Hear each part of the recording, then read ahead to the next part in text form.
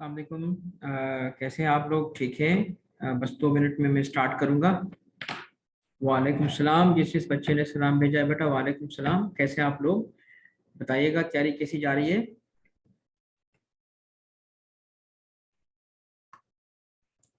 अच्छा, कल हमने चूंकि 23 मार्च की छुट्टी थी तो क्लास नहीं ली थी। ठीक है। तो कुछ बच्चों ने मुझे मैसेज किया था कि सर क्वेश्चंस शेयर कर दें। तो मैंने उनको कहा था कि बेटा हमने अभी क्लास नहीं ली, आज क्लास के बाद में शेयर करूंगा। आज हम इंशाल्लाह बेटा चैप्टर 2 स्टार्ट करेंगे। चैप्टर 1 के अभी थोड़े से एक आध जो टॉपिक के सवालात बाकी हैं उनको हम कवर करेंगे। और आप में से जिसको भी किसी मखसूस टॉपिक में या किसी मखसूस एरिया में प्रॉब्लम हो तो मुझे आप क्वेश्चंस के फॉर्म में भेजें। क्योंकि मैं भी ये देख रहा था कि कुछ बच्चों के सवालात जब मेरे पास आए हैं तो कुछ बेसिक इश्यूज के भी उनको प्रॉब्लम्स मुझे लग रहे हैं। तो मैं चाह रहा था कि आपको कुछ क्वेश्चंस, अगर इम्पोर्टेंट एरिया है तो उसमें मैं आपको वॉइस नोट के फॉर्म में या किसी वीडियो की फॉर्म में उसके रिप्लाईज भी कर दूंगा।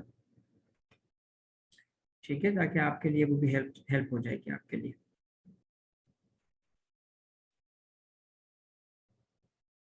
अच्छा,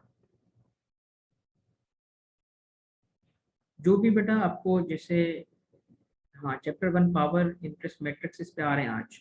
अदर इस पे कुछ फर्दर क्वेश्चन है, मैं इसको एक्सप्लेन करूंगा बेटा। और एथिक्स का चैप्टर नहीं समझ आया बेटा, उसको भी कवर करेंगे। वालेकुम सलाम असलैन, कैसे हो बेटा?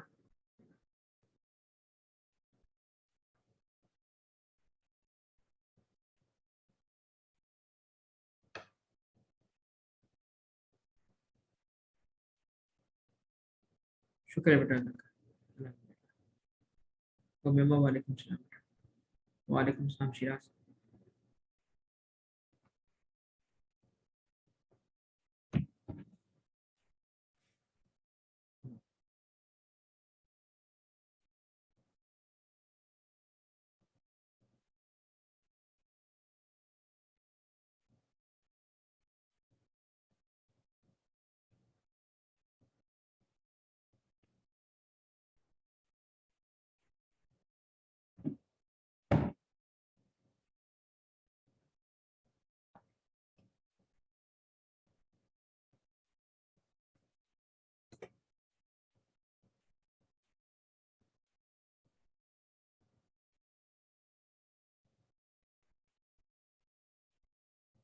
आज इस पे बात होगी हसनैन, सोल ट्रेडर कौन है, स्टेक होल्डर कौन है। स्टेक होल्डर तो बेसिकली एक वाइडर टर्म है। वाइडर इन द सेंस कि जिसका कुछ ना कुछ स्टेक हो। स्टेक होने का मतलब ये है, ज़रूरी नहीं है कि ओनरशिप स्टेक हो, स्टेक और भी हो सकते हैं। मैं एक मिसाल देता हूँ आपको। आपके मोहल्ले में अगर एक कंपनी है जो प्रोडक्शन कर रही है और वो इन्वायरमेंट को ख़राब कर रही है, तो आप स्टेक होल्डर हो के नहीं हो। आप एक कंपनी से परचेजेस कर रहे हो, आप स्टेक होल्डर हो के नहीं हो। तो इस सेंस में स्टेक होल्डर एक वाइडर टर्म है। Compare to that, sole trader एक फॉर्म है ओनरशिप का। ठीक है बेटा। तो बस एक सेकंड मुझे दें ताकि मैं दोनों चैप्टर्स को ज़रा ओपन कर लूँ और फिर स्टार्ट करें इंशाल्लाह। सही है। 60, 60, 120। आज हम 121 से स्टार्ट करेंगे, ऐसा ही है ना बेटा? यस। 120 तक हम थे और आज 121 पे जाएंगे।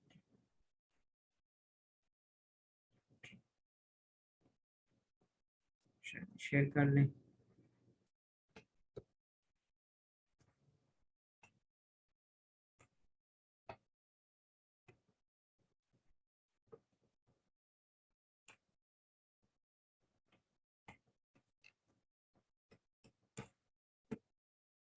ओके, स्टार्ट करें।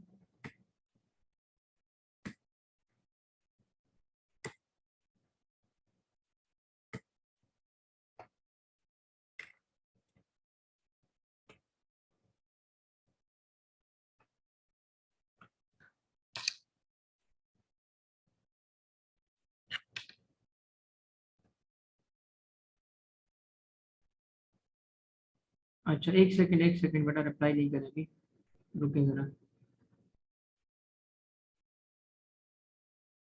अच्छा सद्दाम हुसैन बेटा 60-60 करके नहीं चलेंगे। मैंने शुरू के चैप्टर्स चूंकि फाउंडेशनल नेचर के हैं, फाउंडेशनल का मतलब है इसके कॉन्सेप्ट्स बड़े इंपॉर्टेंट हैं, आगे चल के जब जाएंगे ना तो इजी स्टफ आएगा। इजी स्टफ को हम कोई जैसे आगे चल के आप देखोगे कि इवन अब जैसे अगली क्लास में प्लान कर रहा हूँ कल, होपफुली हम कल के क्लास में 100+ कर लेंगे, मे बी 120 एक क्लास में कर लें। तो थोड़ा सा जो कि बेसिक्स है, मैं चाहता हूँ कुछ ऐसे कॉन्सेप्ट्स हैं जो मैं इंश्योर करूँ कि आपको अच्छे समझ आए हैं, उस सेंस में हम थोड़ा सा 60-60 करके एक आध क्लास में चलेंगे, फिर 100 और 200 तक भी हम चले जाएंगे, क्योंकि फिर अब जब आपके कॉन्सेप्ट्स बन गए मेरे हिसाब से, तो फिर आपको सीधा सीधा थोड़ा सा टाइम भी बढ़ा के दूंगा, और साथ में टाइम के अलावा आपकी अंडरस्टैंडिंग भी बेहतर हो चुकी होगी। ठीक है, तो आज भी हम तकरीबन कोई 70-80 के करीब एमसीक्यू सॉल्व करेंगे, और which is again a big thing. देखो आपने, अगर मैं आप सबसे, जो बच्चे अभी मुझे सुन रहे हैं, मैं आपसे पूछूं, आप जहां जहां से भी पढ़ते हो आपने खुद प्रैक्टिस की होगी, तो आपके टीचर ने आपसे जैसे एमसीक्यू सॉल्व करवाया, अब मैंने देखे एक चैप्टर पे ही अब तक आपको 120 सवाल करवाए, अब एक चैप्टर पे अगर मैं 150 सवाल आपसे करवा रहा हूं, तो इससे होगा क्या कि आपको सारे के सारे कॉन्सेप्ट्स जो होंगे वो बेहतर समझ आएंगे। ठीक है, इसी तरीके से कम भी अगर हर चैप्टर पे किसी पे हमने 100, किसी पे 200 करके कवर किया, तो आपकी अच्छे तरीके से चीजें कवर आ जाएंगी। ठीक है, चैप्टर 10 बेटा टेंशन नहीं लो, कवर करवा दूंगा सारे चैप्टर्स। ठीक है, और आईकेप की तरफ से भी कोई न्यूज है, कोई डेट आ गई है, डेट शीट है एग्जाम की अभी तक? ओके, तो इस हवाले से फिर मेरा ख्याल है कि हम चल रहे हैं, जैसे ही डेट शीट आ जाए मुझे जरूर बताइएगा, मैं भी खैर अपडेटेड होता हूं, बट जस्ट इन केस। सारे चैप्टर्स करेंगे बेटा हम, चैप्टर 1 से चैप्टर 10 तक करेंगे। आपको किसी आपको किसी जमाल, अभी मैंने स्टार्ट ही नहीं किया बेटा, एनर्जी लेवल फुल है, टेंशन नहीं लो। आपको अभी मैं ये सिर्फ स्टार्ट करने से पहले थोड़ी सी गपशप कर रहा था आपसे कि इन केस किसी चैप्टर में किसी चीज में कोई इशू हो तो मुझे बताइएगा, मैं इससे हट के भी आपको कुछ हेल्प कर दूंगा। ठीक है, चले स्टार्ट करें बेटा। चलो भाई, हाँ नहीं नहीं, एनर्जी लेवल फुल है दादा, टेंशन कोई नहीं है। सही है, जो भी चैप्टर्स होंगे मुझे मैसेज कर दो। राइट, चलो भाई, बिस्मिल्लाहिर्रहमानिर्रहीम। भाई चैप्टर 1 में अब हम आखिरी सेगमेंट पे हैं। ठीक है, आ जाएं क्वेश्चन नंबर 121 पे। 121 को देखें क्या कहते हैं। 121 है main stake holders in a business organisation, whether internal और एक्सटर्नल, और दोस्त जो स्टेक होल्डर्स होंगे उसमें से मेन कौन से होंगे, who exercise the least influence, who exercise moderate, या हु एक्सरसाइज ग्रेट इन्फ्लुएंस, या ऑल ऑफ द अबव। कौन सा होगा, मेन स्टेक होल्डर्स कौन होंगे, कोई एग्जाम्पल है मेन स्टेक होल्डर्स की, जो कि मेन स्टेक होल्डर्स वन। शाबाश शाबाश, good good good, yes yes yes yes yes yes, the correct answer is yes, obviously C, C. ठीक है, मेन स्टेक होल्डर्स में one of the example is employees. ठीक है, वो क्या करते हैं, ग्रेट इन्फ्लुएंस एक्सरसाइज हो रहा होता है। ठीक है, okay. Question 122, who are not usually the most influential stakeholders in a company. And the given options are junior level employees, board of directors, senior executives below board level, जो board में तो नहीं है बट लो बोर्ड लेवल, और all of the above. बताएं कौन सा correct answer है। अनुषा, सैयद, सुमान, सुमान बेटा बताओ दादा, कौन सा, व्हाट इज द करेक्ट। इसमें गौर से देखिएगा, हु आर नॉट लिखा है यार। ठीक है, इसको क्यों आप इग्नोर कर रहे हो। Who are not usually the most influential stake holders, बताओ कौन सा होगा। अब पहुंच गए, शाबाश बेटा, yes, in the given option it is A. ठीक है, 123 में share holders have voting rights, share holders के पास वोटिंग राइट होता है। अब ये वोटिंग राइट्स उनको कैसे मिलते हैं, कॉन्स्टिट्यूशन ऑफ पाकिस्तान ने दिए हैं, कंपनी के मेमोरेंडम की वजह से है, या कंपनीज एक्ट की वजह से है, या कोई और कानून है, कुछ है, बताओ भी। यस, शाबाश, yes, companies act obviously. Okay, 124, lenders have legal rights under the terms of, ये बताओ। जो लेंडर्स होते हैं उनके लीगल राइट्स कैसे एस्टेब्लिश कॉन्स्टिट्यूशन ऑफ पाकिस्तान ने किए हैं, लैंडिंग एग्रीमेंट में होता है, इन्वेस्टमेंट एग्रीमेंट में होता है, या किस में होता है? गुड गुड गुड, शाबाश, यस, लैंडिंग एग्रीमेंट के हिसाब से होता है। 1 to 5 pressure groups and protest groups might have, ये प्रेशर ग्रुप्स क्या होते हैं बेटा? जैसे आपने देखा होगा ये प्रोटेस्ट ग्रुप भी इन अ वे कोई सेपरेट ग्रुप नहीं होता, प्रेशर ग्रुप्स ही ये काम कर रहे होते हैं। प्रेशर ग्रुप बेसिकली एक कॉन्सेप्ट है जो सिविल सोसाइटी होती है। सिविल सोसाइटी का मतलब है वो लोग जो कि एज अ होल, जो गवर्नमेंट का हिस्सा नहीं होते, ठीक है, जो कि आम जो लोग होते हैं उन्हीं में से होते हैं। अब वो फॉर्म उसका क्या रखते हैं, सिविल सोसाइटी के लोग समटाइम्स ग्रुपिंग बना लेते हैं, हम उनको एनजीओ बोल सकते हैं, हम उनको एनपीओ बोल सकते हैं, और समटाइम्स वो किसी ग्रुपिंग में नहीं होते, यानी कोई फॉर्मल स्ट्रक्चर नहीं होता। कोई इशू उठता है और सडनली एक ग्रुप ऑफ पीपल निकल के एक काम कर रहा होता है, ठीक है, तो वो क्या कर रहे हैं, प्रेशर। मिसाल ले लो, मैंने भी आपको मिसाल दी कि आपके मोहल्ले में एक फैक्ट्री हो, चलो फैक्ट्री छोड़ दो, आपके मोहल्ले के अंदर अगर आपके घर के साथ पेट्रोल पंप हो, तो पेट्रोल पंप तो रिस्क है, अब वहां उसको रेजिडेंशियल एरिया में होना नहीं चाहिए, तो आप क्या करते हो, आवाज उठाते हो। तो आवाज उठाना जो होता है ना, जो ग्रुप किसी कॉज की वजह से कोई आवाज उठाता है, उनको उसकी वजह से पैसे नहीं मिलते, ये कोई जॉब नहीं है, ये चूंकि एज अ सोशल रिस्पॉन्सिबिलिटी कर रहे होते हैं, इनको कहते हैं प्रेशर ग्रुप्स। इनको प्रेशर ग्रुप क्यों कहते हैं? क्योंकि इनके पास पावर नहीं होती, ये खुद चीजें चेंज नहीं कर सकते, ये प्रेशर डालते हैं गवर्नमेंट पे, ठीक है, या पावर जिनके पास होता है जैसे कंपनी पे, उन पे प्रेशर डालते हैं कि ये करो, इस वजह से इनको प्रेशर ग्रुप कहा जाता है। अब बताओ कि pressure groups and protest groups might be influential for the business organisation, होता है ना, शाबाश शाबाश। Which of the following is included in pressure groups, बताओ कौन सा? अब समझ आ गया सबको? Good good. Environmental protection groups भी हो सकते हैं, ह्यूमन राइट्स हो सकते हैं, एनिमल हो सकते हैं, और इसमें तो मेरा बेटा सारी की सारी एग्जाम्पल्स किसकी है? प्रेशर ग्रुप्स की है, ठीक है। 1 to 6 major suppliers could exert influence by controlling the supply, ठीक है, controlling the supply of key resources to the organization. This results in, ये टर्म बता रहा हूं, this results in क्या? days for a business, बोलो भाई, इंप्लॉई स्ट्राइक्स रिस्क, के हो सकता है कि मटेरियल नहीं है तो एम्प्लॉई स्ट्राइक पे चले जाएं, सप्लायर और वेंडर रिस्क, क्रेडिटर रिस्क, या नन ऑफ द अबव, ठीक है। ये कौन सा रिस्क है बेटा? देखो कौन है? सप्लायर है। मेजर सप्लायर्स जो होते हैं, अगर वो क्या कर रहे हैं, कंट्रोल कर रहे हैं किसी को, सप्लाई को, किस चीज का सप्लाई? रिसोर्सेज का। अब ऑब्वियस सी बात है, इसका मतलब उनके पास पावर है ना, वो कंट्रोल कर रहे हैं ना चीज को। तो इस वजह से ऑर्गेनाइजेशन के पॉइंट ऑफ व्यू से हम देखें तो कोई रिस्क है कि नहीं है? कौन सा रिस्क होगा भाई? तो क्रेडिटर रिस्क तो नहीं हो सकता, क्योंकि देखो अगर हम ग्रॉस जो भी परचेसेस कर रहे हैं अगर हम कैश में करेंगे तो क्रेडिटर तो क्रिएट ही नहीं हुआ, समझ आई? क्रेडिटर तो है ही नहीं, तो इस वजह से कौन सा रिस्क ये कहलाता है? क्या कहलाता है? ये कहलाता है सप्लायर और वेंडर रिस्क कहलाता है, ठीक है। ओके, काशिफ ने एक सवाल पूछा है तो मैं पीछे जा रहा हूं। काशिफ बेटा देखो, मैंने क्या कहा, प्रेशर ग्रुप कौन सा है?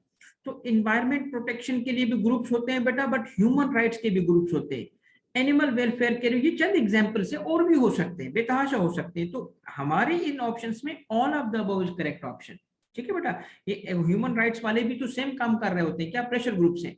एनिमल वेलफेयर के लिए है तो वो भी तो क्या है? प्रेशर ग्रुप ही तो है बेटा। तो ये सारे के सारे all of the above is correct option. 26 हो गया था।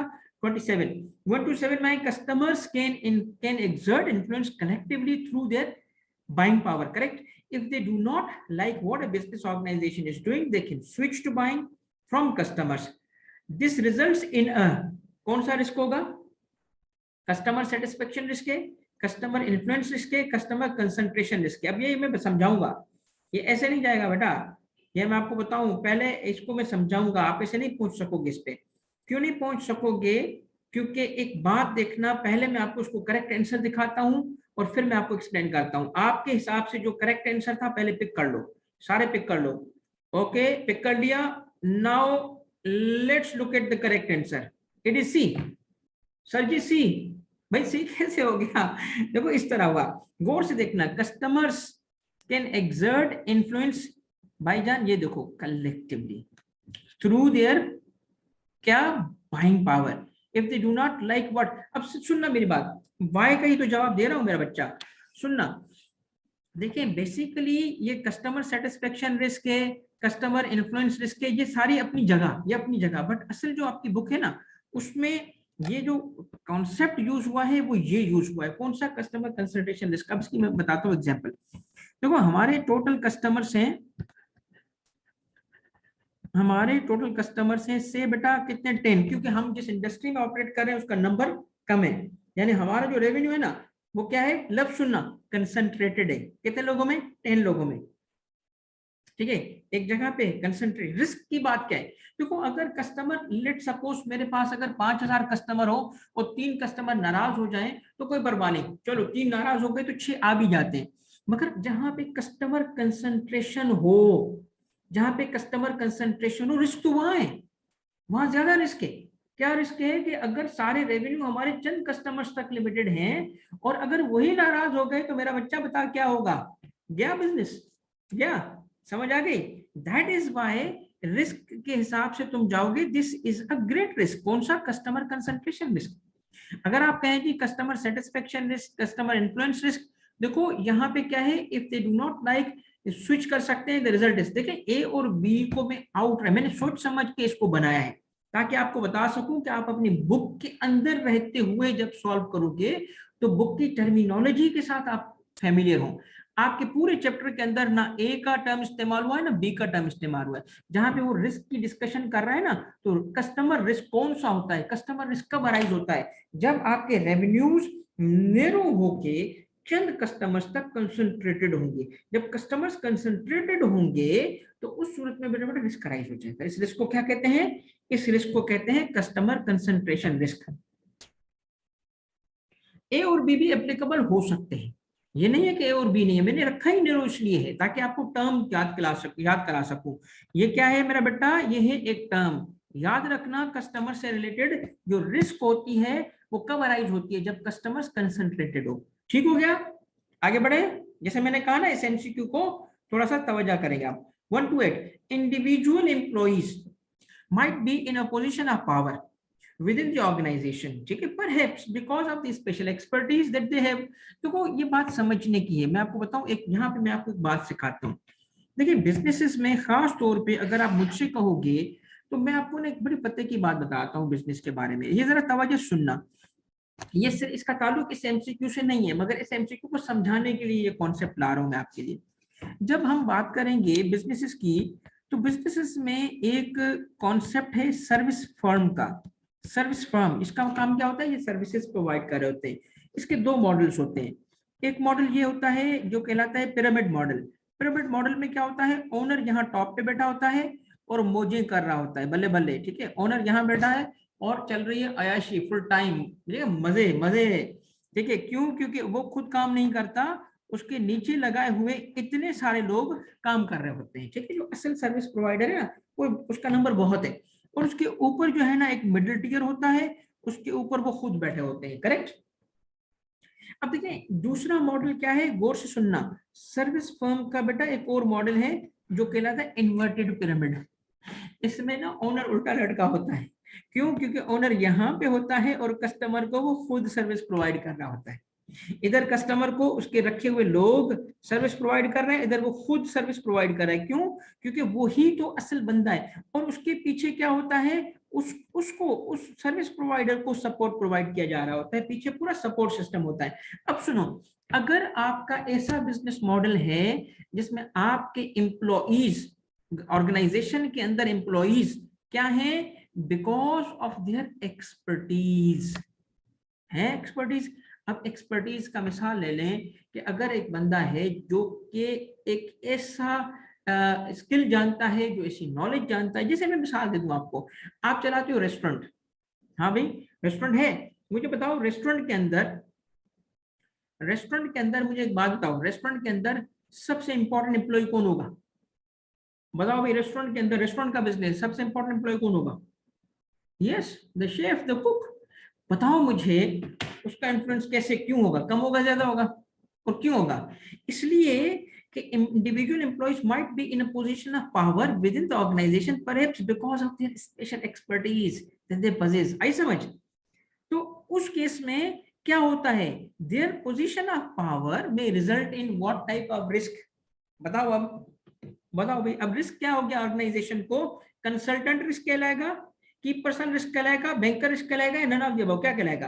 भाई वो ऑर्गेनाइजेशन का की पर्सन है, इस वजह से ये कहलाता है की पर्सन रिस्क।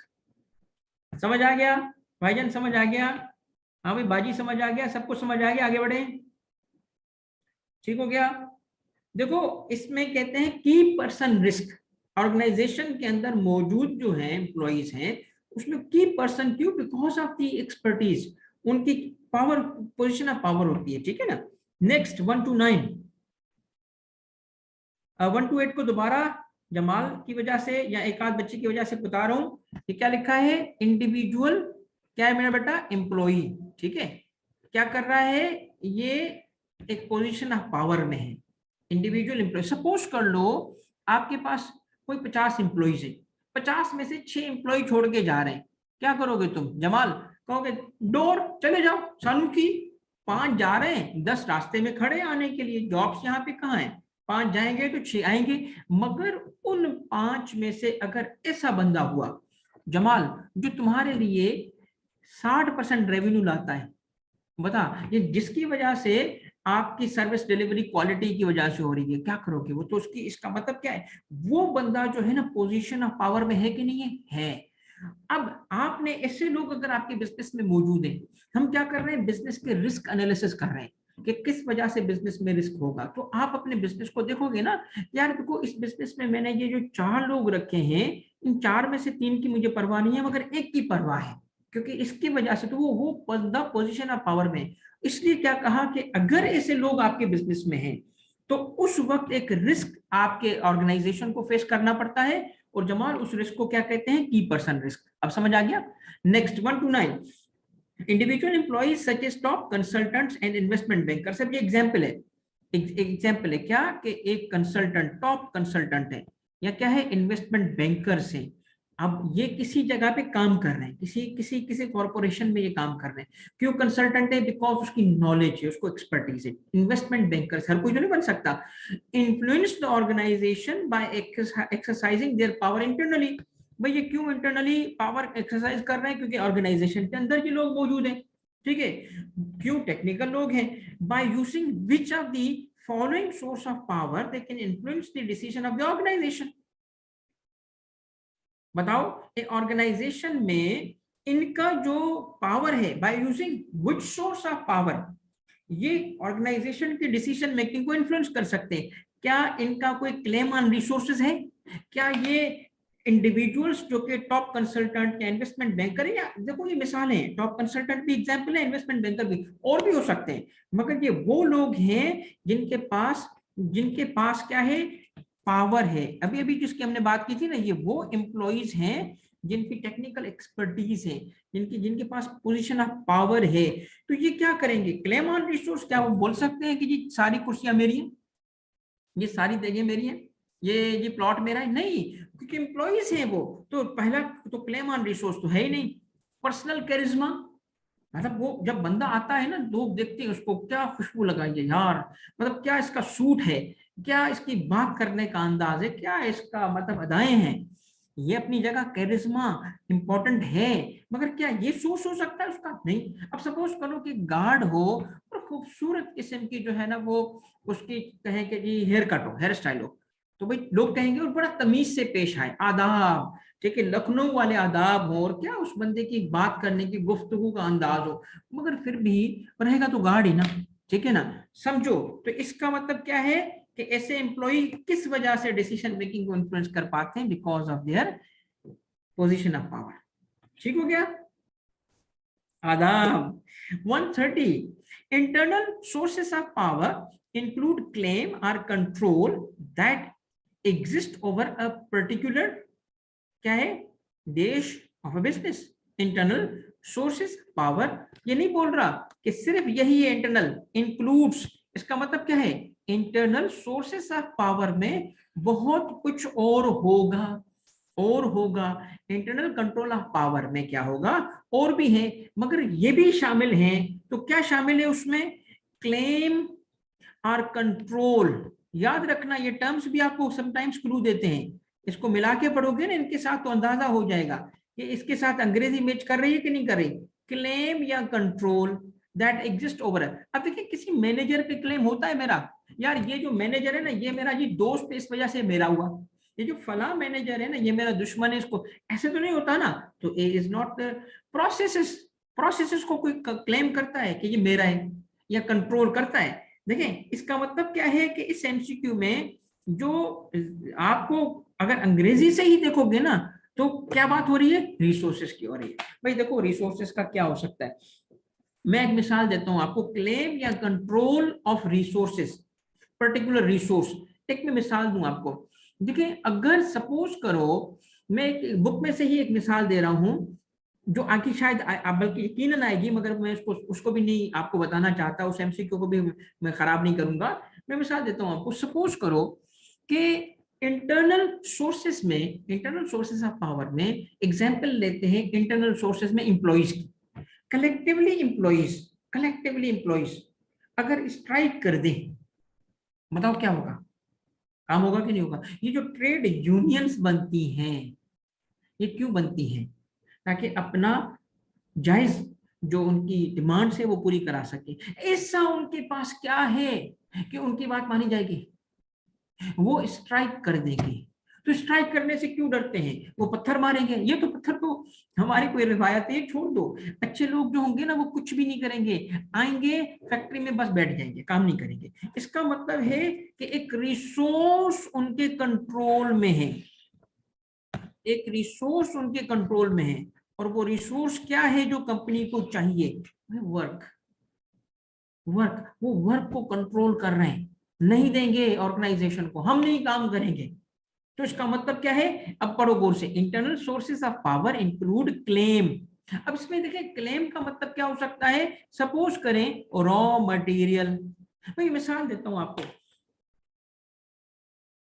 ठीक है, रॉ मटेरियल, या सपोज करें कुछ और। देखिए एक पार्टनरशिप कंसर्न है, पार्टनरशिप में दो लोग थे, ठीक है, पार्टनर्स तो इंटरनल सोर्स होगा ना, ओनर्स जो होंगे वो तो इंटरनल होंगे। इस पार्टनरशिप कंसर्न में एक बंदे की जमीन थी, फैक्ट्री भी उसने लगाई थी, ठीक है, जमाल करते बेटा, फैक्ट्री भी उसने लगाई, जमीन भी उसकी है। दूसरा पार्टनर जो था वो सिर्फ और सिर्फ मैनेजमेंट जानता है। तो अब आप मुझे बताएं कि इंटरनल सोर्सेस में एक पार्टनर है, he has a claim on a resource, समझ आई, तो क्या करेगा वो, इन्फ्लुएंस एक्सरसाइज करेगा। ठीक है बेटा। 131, is it true that some individuals might exercise considerable influence in a business organization through their personal qualities और कैरिज्मा, मतलब अमंग अदर थिंग्स, बाकी चीजें अपनी जगह, क्या कोई ऐसे एम्प्लॉयज होंगे जो सिर्फ अपनी क्वालिटीज और कैरिज्मा की वजह से, कैरिज्मा किसको कहते हैं, जब आप किसी लोग, कुछ ऐसे लोग होते हैं वो regardless of their position, regardless they have the ability to influence others, क्यों, अपनी पर्सनैलिटी के थ्रू। ठीक है, अब उसमें बहुत सारी चीजें आ जाती हैं, ठीक है, तो क्या पोजीशन ऑफ पावर अपनी जगह, छोड़ दो सारी चीजें अपनी जगह पे, क्या वो इंटरनल है, is it true that some individuals might exercise considerable influence, किस वजह से, सिर्फ और सिर्फ इस वजह से, because they have qualities, because they have charisma. ठीक है, देखिए जब पॉलिटिकल लीडर्स की हम बात करते हैं क्या बोलते हैं, फला यार क्या कमाल की तकरीर करता है, यार तकरीर करता है इसका मतलब क्या है, उसमें कैरिज्मा है। ठीक है, लोग क्यों मिलना चाहते हैं उनसे, क्यों उनके साथ तस्वीर बनाना चाहते हैं, कैरिज्मा। ठीक है, तो क्या ये स्टेटमेंट ट्रू है, yes it's true, yes it's true.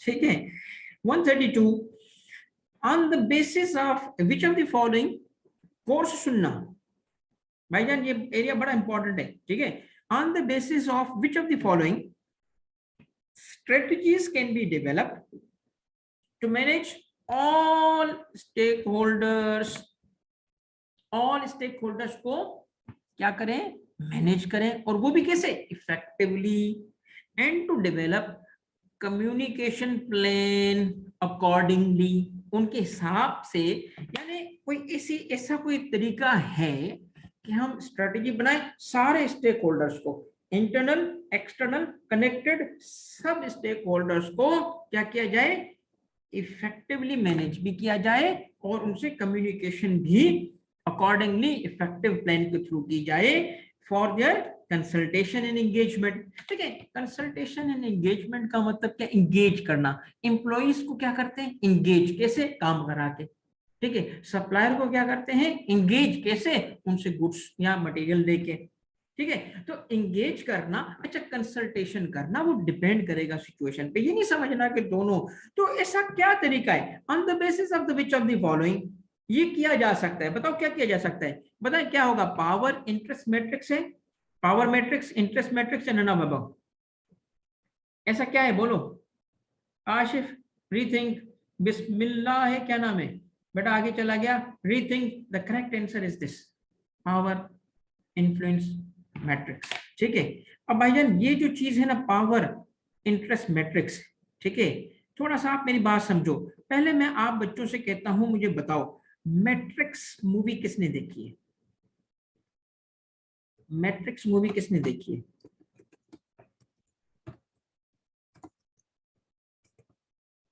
देखिए बेटा, मैट्रिक्स उसको क्यों कहते हैं बेटा,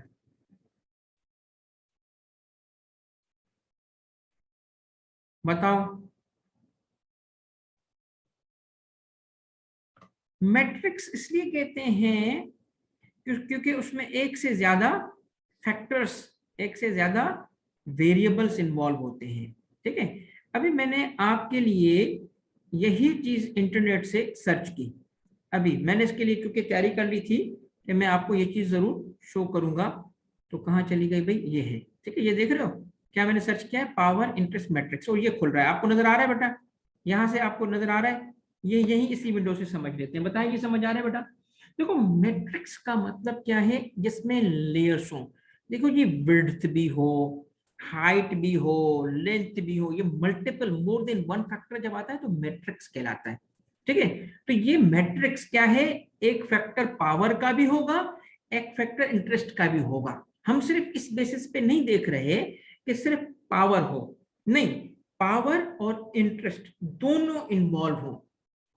ठीक है, अब जरा इस मैट्रिक्स को देख लो बेटा, यहां से जो जा रहे हैं किस तरफ जा रहे हैं, राइट साइड पे जा रहे हैं तो लो, तो फर्स्ट फर्स्ट क्या होगा, लो, लो इंटरेस्ट, ये रिप्रेजेंट कर रहा है लो इंटरेस्ट को इस तरफ से, और ये किसको रिप्रेजेंट कर रहा है, हाई इंटरेस्ट को कर रहा है।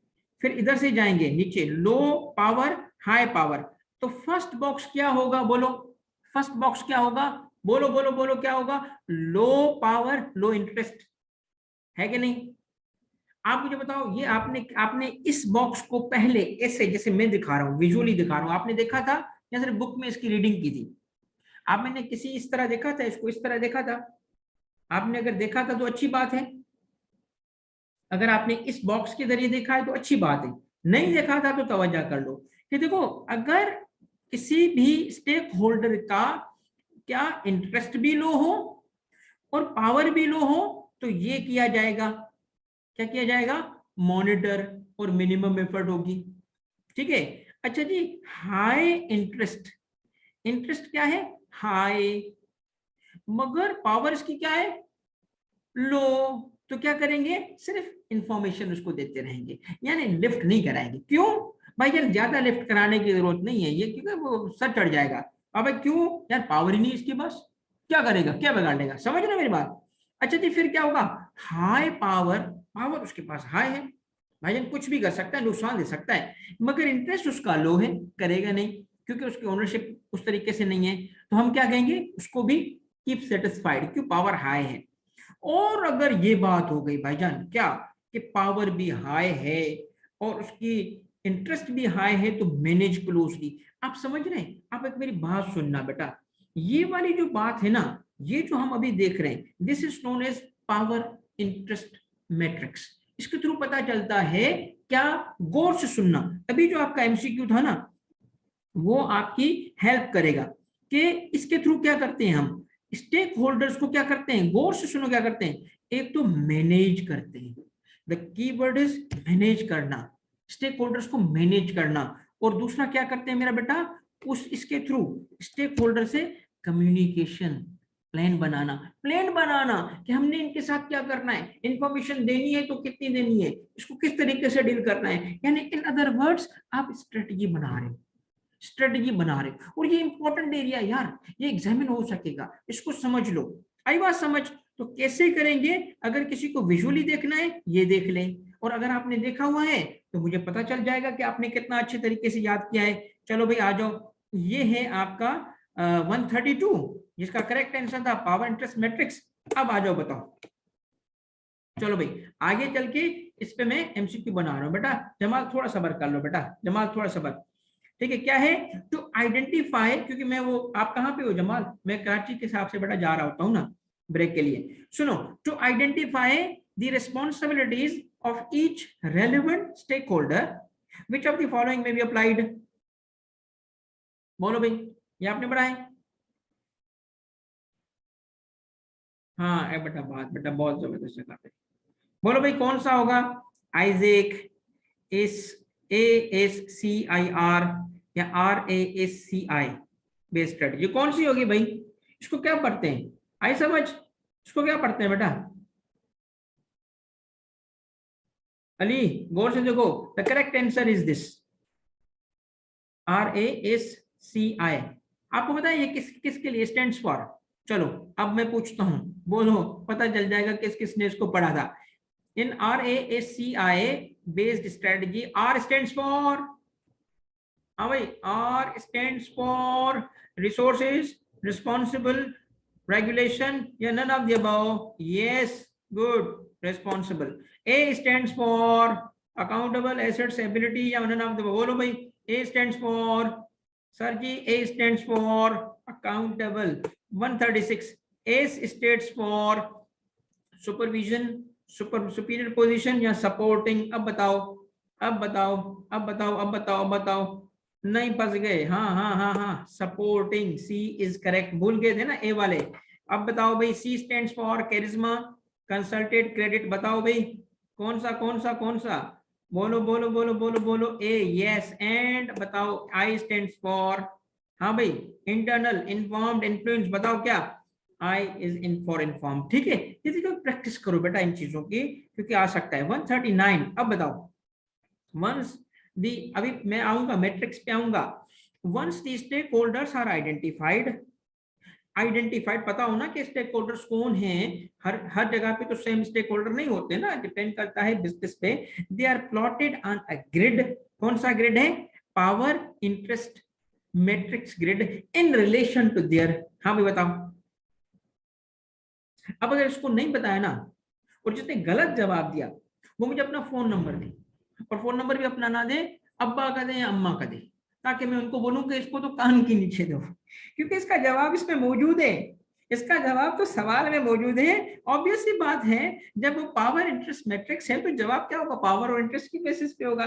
जबरदस्त, बच गए सारे, अम्मा के जो ना झप्पड़ से बच गए सारे। चलो भाई नेक्स्ट क्या है, 140, when stake holders are plotted, अब पता चलेगा बेटा, अब बताओ, अब मुझे पता चलेगा, हाँ जी।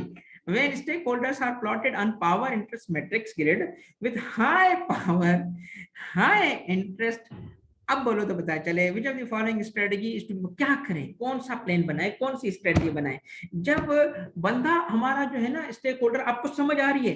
देखो, पावर इंटरेस्ट मैट्रिक्स अगर समझना है ना, तो मैंने जो बॉक्स दिखाया और जो अभी एमसीक्यू बता रहा हूँ, मुझे बताओ ये आखिर इसकी क्या भला है, ये स्ट्रेटजी, मतलब ये क्यों बना रहे हैं हम, ये मैट्रिक्स क्यों बना रहे हैं? इसलिए कि हम जी वो मैट्रिक्स मूवी देखेंगे, इसलिए बना रहे हैं कि हमें इसके थ्रू पता चलता है कि स्टेक होल्डर्स को मैनेज कैसे करें, इसके थ्रू पता चलता है कि उससे कम्युनिकेट कैसे करें, अकॉर्डिंगली हमें जाना पड़ेगा। अब बताओ जी, हाई पावर हाई इंटरेस्ट, क्या करें इसको?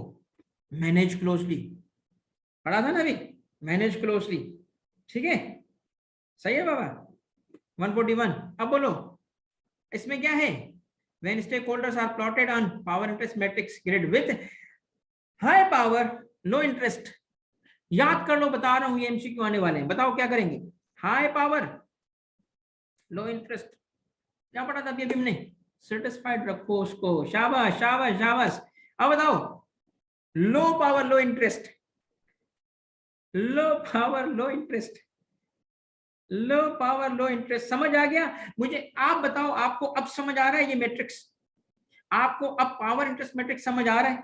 ठीक है, ये है बेटा, बिल्कुल सही कहा, शाबाश। अब बताओ आखिरी, अगर क्या है, लो पावर हाई इंटरेस्ट, हाँ भाई, लो पावर हाई इंटरेस्ट, ये था बेटा आपका पावर, जो आप बच्चों ने, वो मुझे, आप जो बच्चे एआरटीटी में पढ़ते हैं, तो सर अरसलान ने मुझे कुछ क्वेश्चंस फॉरवर्ड किए थे, उसमें मैं देख के समझ गया कि इनको इसी में मसला है। किस चीज में मसला है? पावर इंटरेस्ट मैट्रिक्स में मसला है। तो मैंने बेटा आज आपको वो कवर कर दिया, वो क्लियर कर दिया, ठीक है ना? अब इंशाल्लाह ताला आपको इसमें पावर इंटरेस्ट मैट्रिक्स में आपको इशू नहीं आएगा, करेक्ट?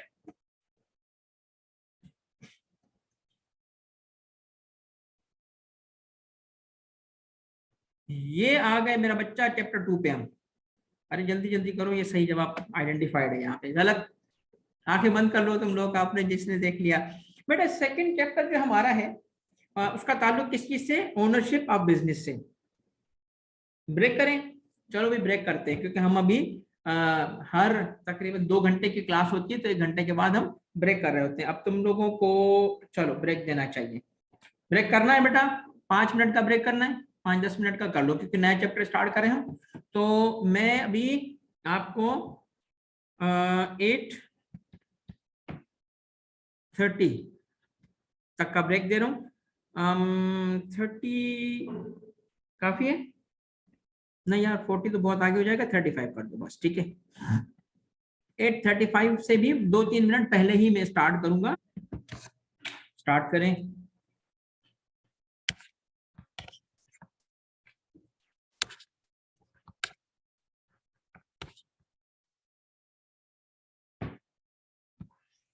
हाँ जी बच्चों, बताओ, स्टार्ट करें।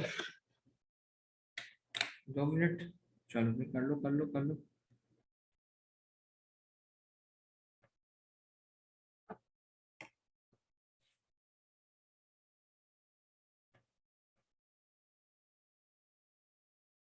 रोशन जल्दी कर लो बेटा। और बेटा क्लास की टाइमिंग आज 9:30 तक है, तो तकरीबन आप समझें कि 9:15 बजे तक, क्योंकि मैं थोड़ा सा आगे का टाइम रखता हूँ, बट बहरहाल जो टारगेट है आज 9:15 बजे तक का है।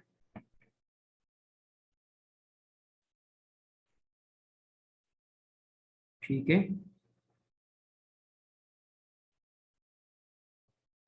स्नेहा, अगर कोई पर्टिकुलर टॉपिक में इशू होगा मुझे बता दे, मैं एमसीक्यू के थ्रू उसको कवर कर लूंगा।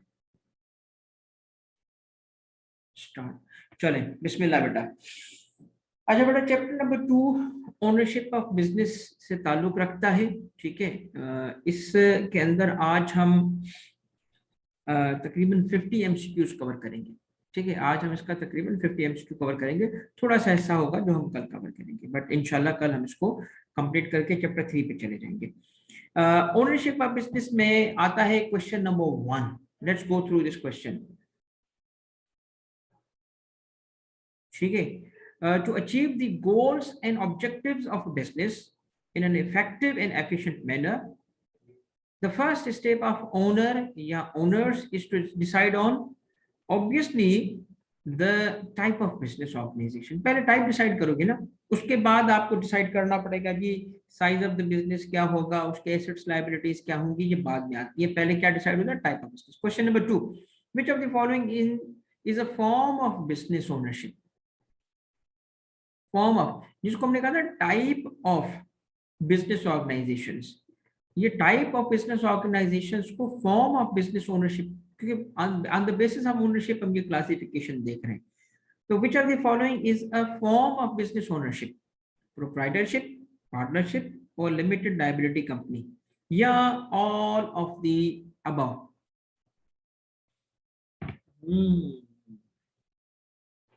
जोरे शहवार और बिस्मिल्लाह। दोबारा बेटा, थिंक अगेन, थिंक अगेन। क्यों? क्योंकि basically all of them are business ownership के ऑर्गेनाइजेशन फॉर्म से, ऑल ऑफ देम। क्यों भाई? देखो तीनों किस्म के हैं। चलो भी आ जाओ। अब बताओ भाई, अब बताओ बेटा, विच of the following is a form of ownership? अब बताओ तो पता चले। मिस्टर सलमान, मिस्टर कामरान, या एस के प्राइवेट लिमिटेड, या ऑल ऑफ द अबव? बिस्मिल्लाह, गौर से सोचो। अब्दुल वाहिद। देखो, ये है कॉन्सेप्चुअल एमसीक्यू। रुकना रुकना, ये गलत है ये, लेट मी करेक्ट इट, क्योंकि वो आगे चला गया था। ये this is the correct answer. क्यों भाई सर, क्यों? Why not all of the above? यार ये कहाँ गिवन है कि सलमान और कामरान बिजनेस भी करते हैं? सोल प्रोप्राइटर है, कहाँ गिवन है? सिर्फ सलमान लिखा है, कैन बी एनी इंडिविजुअल। तो बिजनेस ओनरशिप का जब तक बताया नहीं जाएगा कि जी वो सोल प्रोप्राइटर है, तब तक हम कैसे बोल सकते हैं? वो तो सिंपल नाम थे, ठीक है। This is why SK private इस गिवन ऑप्शंस में SK Y was the only business ownership, बाकियों का हमें कुछ नहीं पता था। ये देखो भाई, ऑर्गेनाइजेशन की बात हो रही है, गौर से देखना, बिजनेस ऑर्गेनाइजेशन की बात नहीं हो रही, ओनली ऑर्गेनाइजेशन की बात हो रही है। Organization is a tool to arrange individual और combined resources for particular purpose in an efficient and effective manner. True और फॉल्स? ट्रू और फॉल्स? सर जी ये सीधी डेफिनेशन गिवन है, कहाँ पे? बुक में, किसकी? ऑर्गेनाइजेशन की, ठीक है। थोड़ा सा ये पावर पॉइंट का इशू है। This is a true statement, this is a true statement, right? Okay, then question number 5। अब बिजनेस ऑर्गेनाइजेशन, अब किसकी बात हो रही है? ऑर्गेनाइजेशन की। सर जी हाँ, मगर कौन सी ऑर्गेनाइजेशन की? बिजनेस ऑर्गेनाइजेशन की। अब बताओ, business organisation is an entity formed for the purpose of carrying on required activities। यहाँ required का मतलब क्या है? वो एक्टिविटीज जो गोल्स और ऑब्जेक्टिव्स को अचीव करवाएं। तो achieve the countries goals and objectives. Is this true और फॉल्स? बोलो भाई, ट्रू और फॉल्स? हाँ, ट्रू और फॉल्स, ट्रू और फॉल्स, ट्रू और फॉल्स। देखो इसमें एक चीज जो गौर से देखने की थी ना, तवज्जो तलब थी, वो क्या थी? वो क्या थी? वो ये है कि कंट्री के एम नहीं, उसके अपने, इट्स गोल्स एंड ऑब्जेक्टिव। ये तो कंट्री का लिखा है, दिस इज फॉल्स स्टेटमेंट भाईजान, दिस इज फॉल्स, ठीक है। कंट्री लिखा हुआ है, आगे समझ। तो सोच समझ के पढ़ना है, तवज्जो से पढ़ना है। 6, a business organization can be seen। अब देखो क्या है, बड़ी इंपॉर्टेंट बात, even a business organization can be seen as a process। Yes, मैंने आपको कहा था business is an entity, but business is also a process, business is also an activity, ठीक है। There are different ways of looking at business. अब हम क्या बात कर रहे हैं? A business organization can be seen as the process of dividing up activities in an efficient and effective manner to enable a system of cooperative activities of two persons, two or more persons। जब हम बात करते हैं organisation, business organisation की बात कर रहे हैं, और जब हम बात करें डिवाइडिंग अप ऑफ एक्टिविटीज, तो इस सूरत में क्या होगा?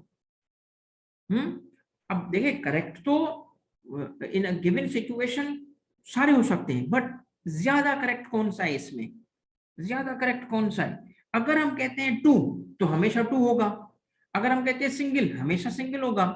तो ज्यादा करेक्ट क्या है? टू और मोर, टू और more. Yes, good good good. 7, since people from different backgrounds come to work together, obviously organizations are strongly influenced by dash that form them। strongly assets, अच्छी बिल्डिंग्स होंगी, machines fast होंगी, safety होगी, AC लगे होंगे, ठीक है। Assets, people, promoters, company के promoters होते हैं, जो कंपनी बनाते हैं उनको क्या कहते हैं? प्रोमोटर्स। और स्पॉन्सर्स, बिजनेस के स्पॉन्सर्स होते हैं। देखो स्पॉन्सर की कितनी पावर होती है, प्रोमोटर सारे फैसले शुरू में कर रहे होते हैं। What is the correct answer? What is the correct answer? The correct answer is भाईजान पीपल। क्यों? क्योंकि हम कंपनी की सिर्फ शुरुआत की बात नहीं कर रहे हैं, हम बिजनेस के शुरू होने की बात नहीं कर रहे हैं, हम बिजनेस की एज अ होल बात कर रहे हैं। जब बना उस वक्त भी, चला और आगे बढ़ा उस वक्त भी। तो सबसे ज्यादा क्या है, पीपल। पीपल चाहे वो शुरू, देखिए इस सूरत में प्रोमोटर्स का मतलब सिर्फ शुरू की स्टेज है, तो प्रोमोटर्स इन्फ्लुएंस रखते हैं क्या भाई, एम्प्लॉइज नहीं रखते? तो इस वजह से correct answer is B, assets नहीं। इसलिए नहीं कि यहां गौर से देखो मोहम्मद साद, आपको ये देखना पड़ेगा कि सवाल का कॉन्टेक्स्ट क्या है।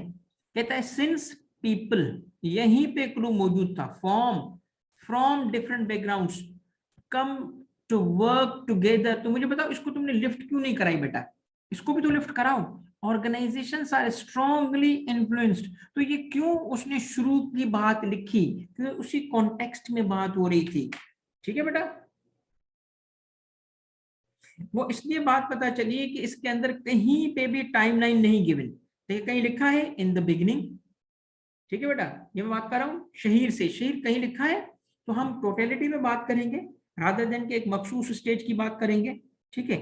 8, the personalities, attitudes, perceptions, behaviors, and expectations of the people working together in an organization significantly affect dash of an organization।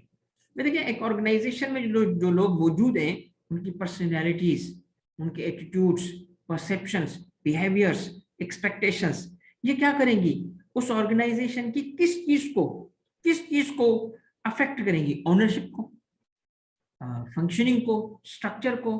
भाई देखें ओनरशिप को तो बिल्कुल भी नहीं करेंगी, भाई एक खड़ूस किस्म के लोग हैं, ठीक है, बात करने से पहले मतलब बदतमीजी करते हैं, ठीक है, या बड़े अच्छे लोग हैं, लखनऊ की नवाबी उर्दू में बात करते हैं, बड़े आदाब वाले लोग हैं, ठीक है, हम जाते हैं तो काम कम नमाजें ज्यादा पढ़ते हैं, ठीक है। तो जो भी किस्म के लोग हैं उनकी एटीट्यूड्स, पर्सनैलिटी, ओनरशिप तो ओनरशिप है ना यार, जिसकी होगी उसी की रहेगी, स्ट्रक्चर तो वही ओनर डिसाइड करेगा ना।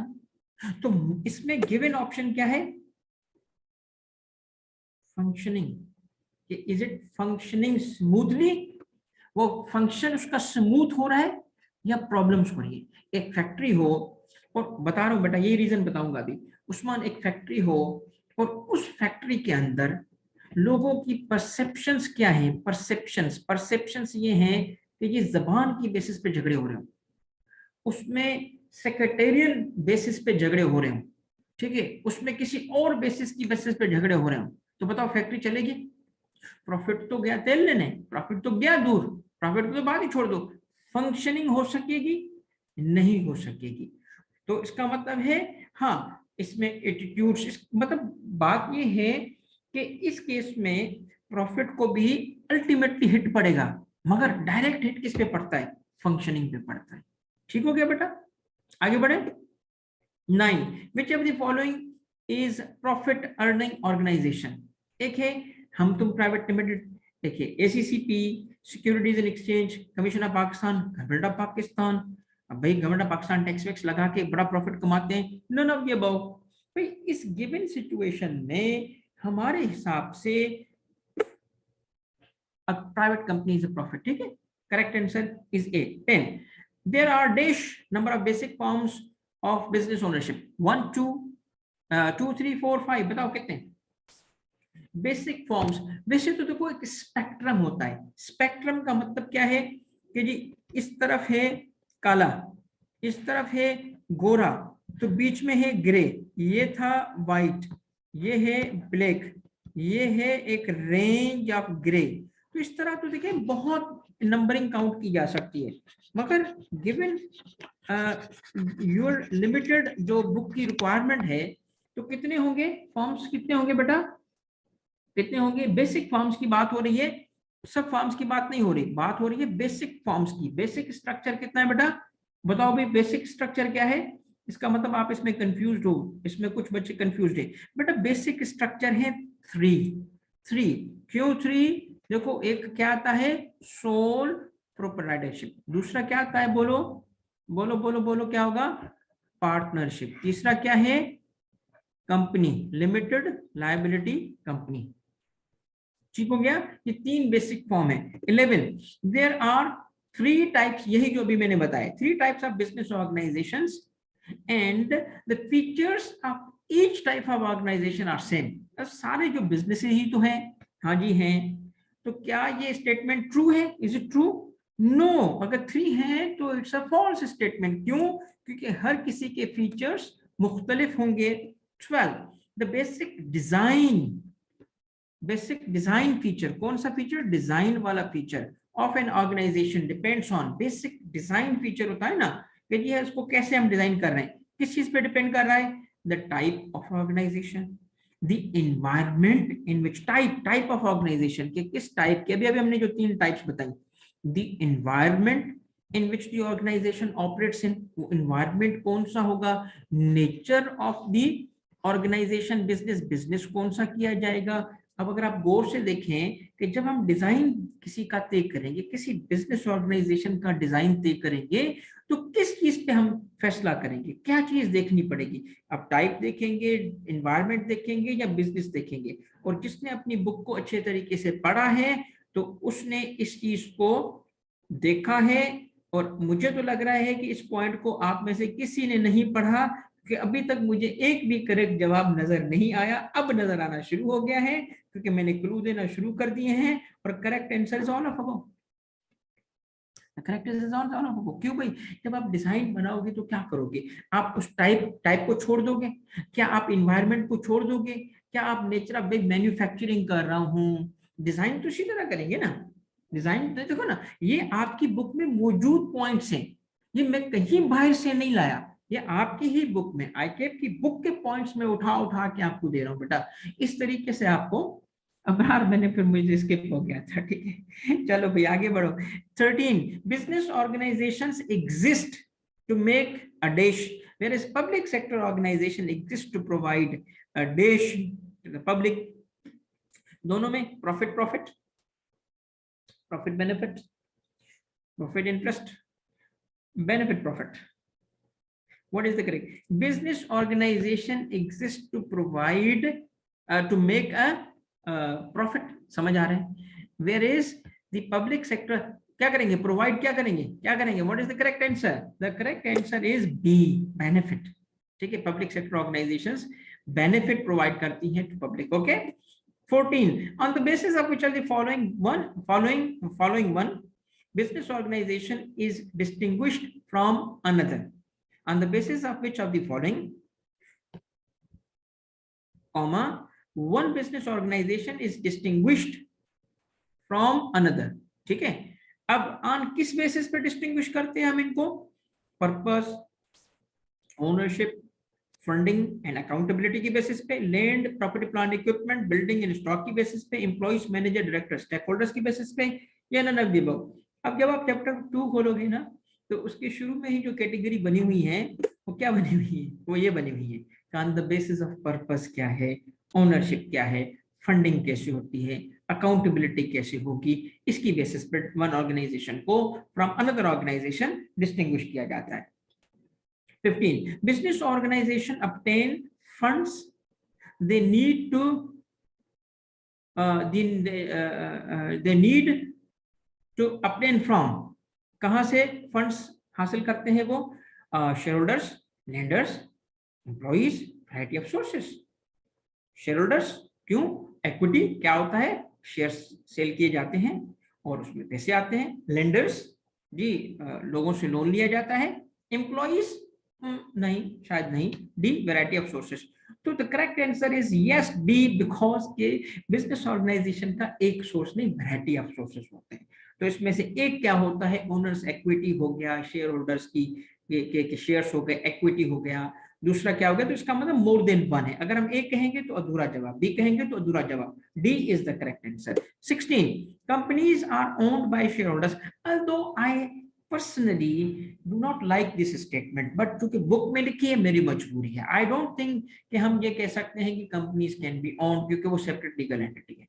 We can own shares but not companies, but ये गलतुल आम है, बल्कि गलतुल अवाम है, मशहूर हो चुका है, हर कोई इस्तेमाल कर रहे हैं। मकसद इसका वही है कि कंपनी के शेयर्स ओन किए जा रहे हैं, जिसके थ्रू कुछ राइट्स एंड ऑब्लिगेशंस आ जाती है। तो मैंने चूंकि बुक में लिखा है, मेरी मजबूरी है इसको लिखना, मैंने ऐसे ही लिखा है। Companies are owned by shareholders, whereas public sector organisations are owned by, because public sector है तो पब्लिक कर रही होगी। या प्राइवेट सेक्टर कर रहा होगा या गवर्नमेंट या नन ऑफ द अबव। अब ये आपको पता होगा कि जी पब्लिक सेक्टर ऑर्गेनाइजेशंस किसकी होती हैं, हाँ ये तो पता होना चाहिए। यार ये तो देखो ए नहीं बोलो ना यार, नाराजगी हो जाएगी फिर। देखो government, because public sector government को कहते हैं, पब्लिक सेक्टर ऑर्गेनाइजेशंस, ठीक है, गवर्नमेंट ओन कर रही होती है उनको। 70, जल्दी हो गया।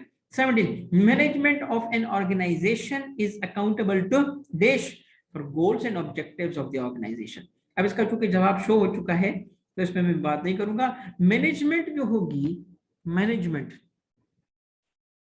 अकाउंटेबल होती है जो ओनर्स, ठीक है, ओनर्स, राइट। नेक्स्ट क्या हो रहा है, अच्छा इसमें वो लगा हुआ है, अच्छा, for the financial performance of the company, for the financial performance of the company directors of the company are accountable to, ये भी शो हो चुका था, अल्लाह करे बाकी जल्दी में ना हो। तो ये क्या हो गया बताओ, ये है to shareholders, yes yes correct. अब देखता हूं वरना मैं फिर रोक के सारी स्लाइड्स आगे चेक कर लूंगा क्योंकि जल्दी में अपीयर हो रहे हैं। 18 के बाद है 19, चलो शुक्र है नहीं आया। 19, in order for shareholders to hold accountable, किसको, शेयर होल्डर को, टू होल्ड अकाउंटेबल किसे, directors of the company, management को, फॉर द फाइनेंशियल परफॉर्मेंस में, क्यों उनको करेंगे, देखने के लिए कि फाइनेंशियल परफॉर्मेंस के सीधी कंपनीज क्या करती हैं, इसके लिए होल्ड रेगुलर मीटिंग्स, ठीक है भाई, बार बार बुलाओ, शेयर होल्डर इधर आ जाओ, डायरेक्टर इधर आ जाओ, अब ये चलो करो नूरा कुश्ती। अच्छा जी, फाइनेंशियल परफॉर्मेंस के लिए publish minutes of the meeting, minutes board of director की पब्लिश कर दो, दुनिया भर को बताओ, ऐसा होता है नहीं। तो क्या होता है इसके लिए, what is the correct answer, ये मकसद है एनुअल रिपोर्ट्स और अकाउंट्स, ये इसीलिए बनाए जाते हैं ताकि फाइनेंशियल परफॉर्मेंस, इसके और भी पर्पसेस हैं, ये नहीं कि सिर्फ ये पर्पस है, one of the purpose is this, main purpose is this, ताकि अकाउंटेबिलिटी देखी जा सके किसकी, डायरेक्टर्स की, ठीक हो गया। Public sector organizations obtain their funds from the government, which in turn raises through a public sector organization, like we said, government owned होती हैं, तो बताओ उनको फंड्स कौन देता है, गवर्नमेंट।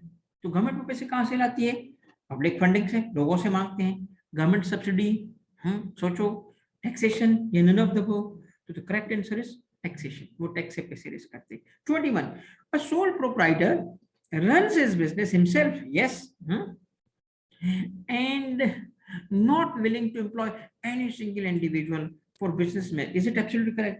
मैं देखिए, मैं तो सोल प्रोप्राइटर हूँ, अपन तो खुद काम करता है, अपन को किसी का काम अच्छा नहीं लगता, चलो भाई साइड में हो जाओ तुम लोग, अपन सारा काम खुद करेगा, भाई सोल प्रोप्राइटर है, मगर उसका मतलब ये नहीं है कि वो सोल ही होगा, उसको लोग चाहिए, एम्प्लॉइज चाहिए, चाहे वो चंदे की हो। एक पान की दुकान भी देखोगे ना, तो समटाइम्स अगर वो चल पड़े तो वो असिस्टेंट अपने साथ रखता है, तो this statement is not true, क्योंकि ये एम्प्लॉय रखने पड़ते हैं, इज नॉट विलिंग नहीं होता, विलिंग होता है, वो एम्प्लॉइज रखता है। 22, चाचा चाय वाला runs a tea shop, his business is a correct example of क्या, sole proprietorship, sole proprietorship, is it correct, चाचा है, चाय वाला भी है, ठीक है, यस यस चाचा जी, आपकी बात हम मानते हैं, आप बिल्कुल करेक्ट एग्जांपल हो सोल प्रोप्राइटरशिप की। 23, many successful sole proprietors had previously work experience in the market in which they are competing। आज जो बिजनेस में सोल प्रोप्राइटर है, दुकान खोल के बैठा है, बिजनेस खोल के बैठा है, उसकी तारीख, उसकी पहले पिछली हिस्ट्री की बात कर रहा है, कहता है कि वो जो लोग थे ना, जो आज एज सोल प्रोप्राइटर हैं और सक्सेसफुल हैं, तो कहता है प्रीवियसली ना वो कहीं किसी कंपेटिटर की फर्म में नौकरी भी करते थे, पिछला नौकर था आज मालिक है। बोलो true or false, is it true और फॉल्स, हाँ is it true, yes it's true, yes yes it's true, is true, ऐसा होता है। 24, with minimal legal requirements, sole proprietor की ऑब्वियसली बात है मिनिमल सोल रिक्वायरमेंट होती है, मगर सोल प्रोप्राइटर, यहां देखना, may need to apply for dash to run his business, now it's not always, it says may, क्या होगा, occupational license, public advertisement, SECP confirmation, all of the above. ये देखिए क्या है, मैं डॉक्टर हूं, और मैं नहीं डॉक्टर नहीं हूँ, मेरा मूड हो रहा है कि मैं डॉक्टरी करूं, डॉक्टरी नहीं होता डॉक्टरी करूं, ठीक है, मेरा मूड बन रहा है कि दुकान खोल के डॉक्टरी करूं, तो कर सकता हूँ? नहीं कर सकता। चलो छोड़ो डॉक्टरी को, मेडिकल स्टोर तक नहीं खोल सकता, क्यों भाई? ये वो सोल प्रोप्राइटरशिप है, इसमें कुछ ना कुछ लाइसेंसिंग होती है, सब में नहीं होगी। सारे सोल प्रोप्राइटर, मैं गोला गंडा बेचना चाहता हूँ, बताओ क्या करूं? भाई गोले गंडे वाले को क्या लाइसेंस चाहिए? कुछ नहीं चाहिए। देयरफॉर इसीलिए लिखा है मे नीड, तो वो होता है ऑक्यूपेशनल लाइसेंस, ठीक है।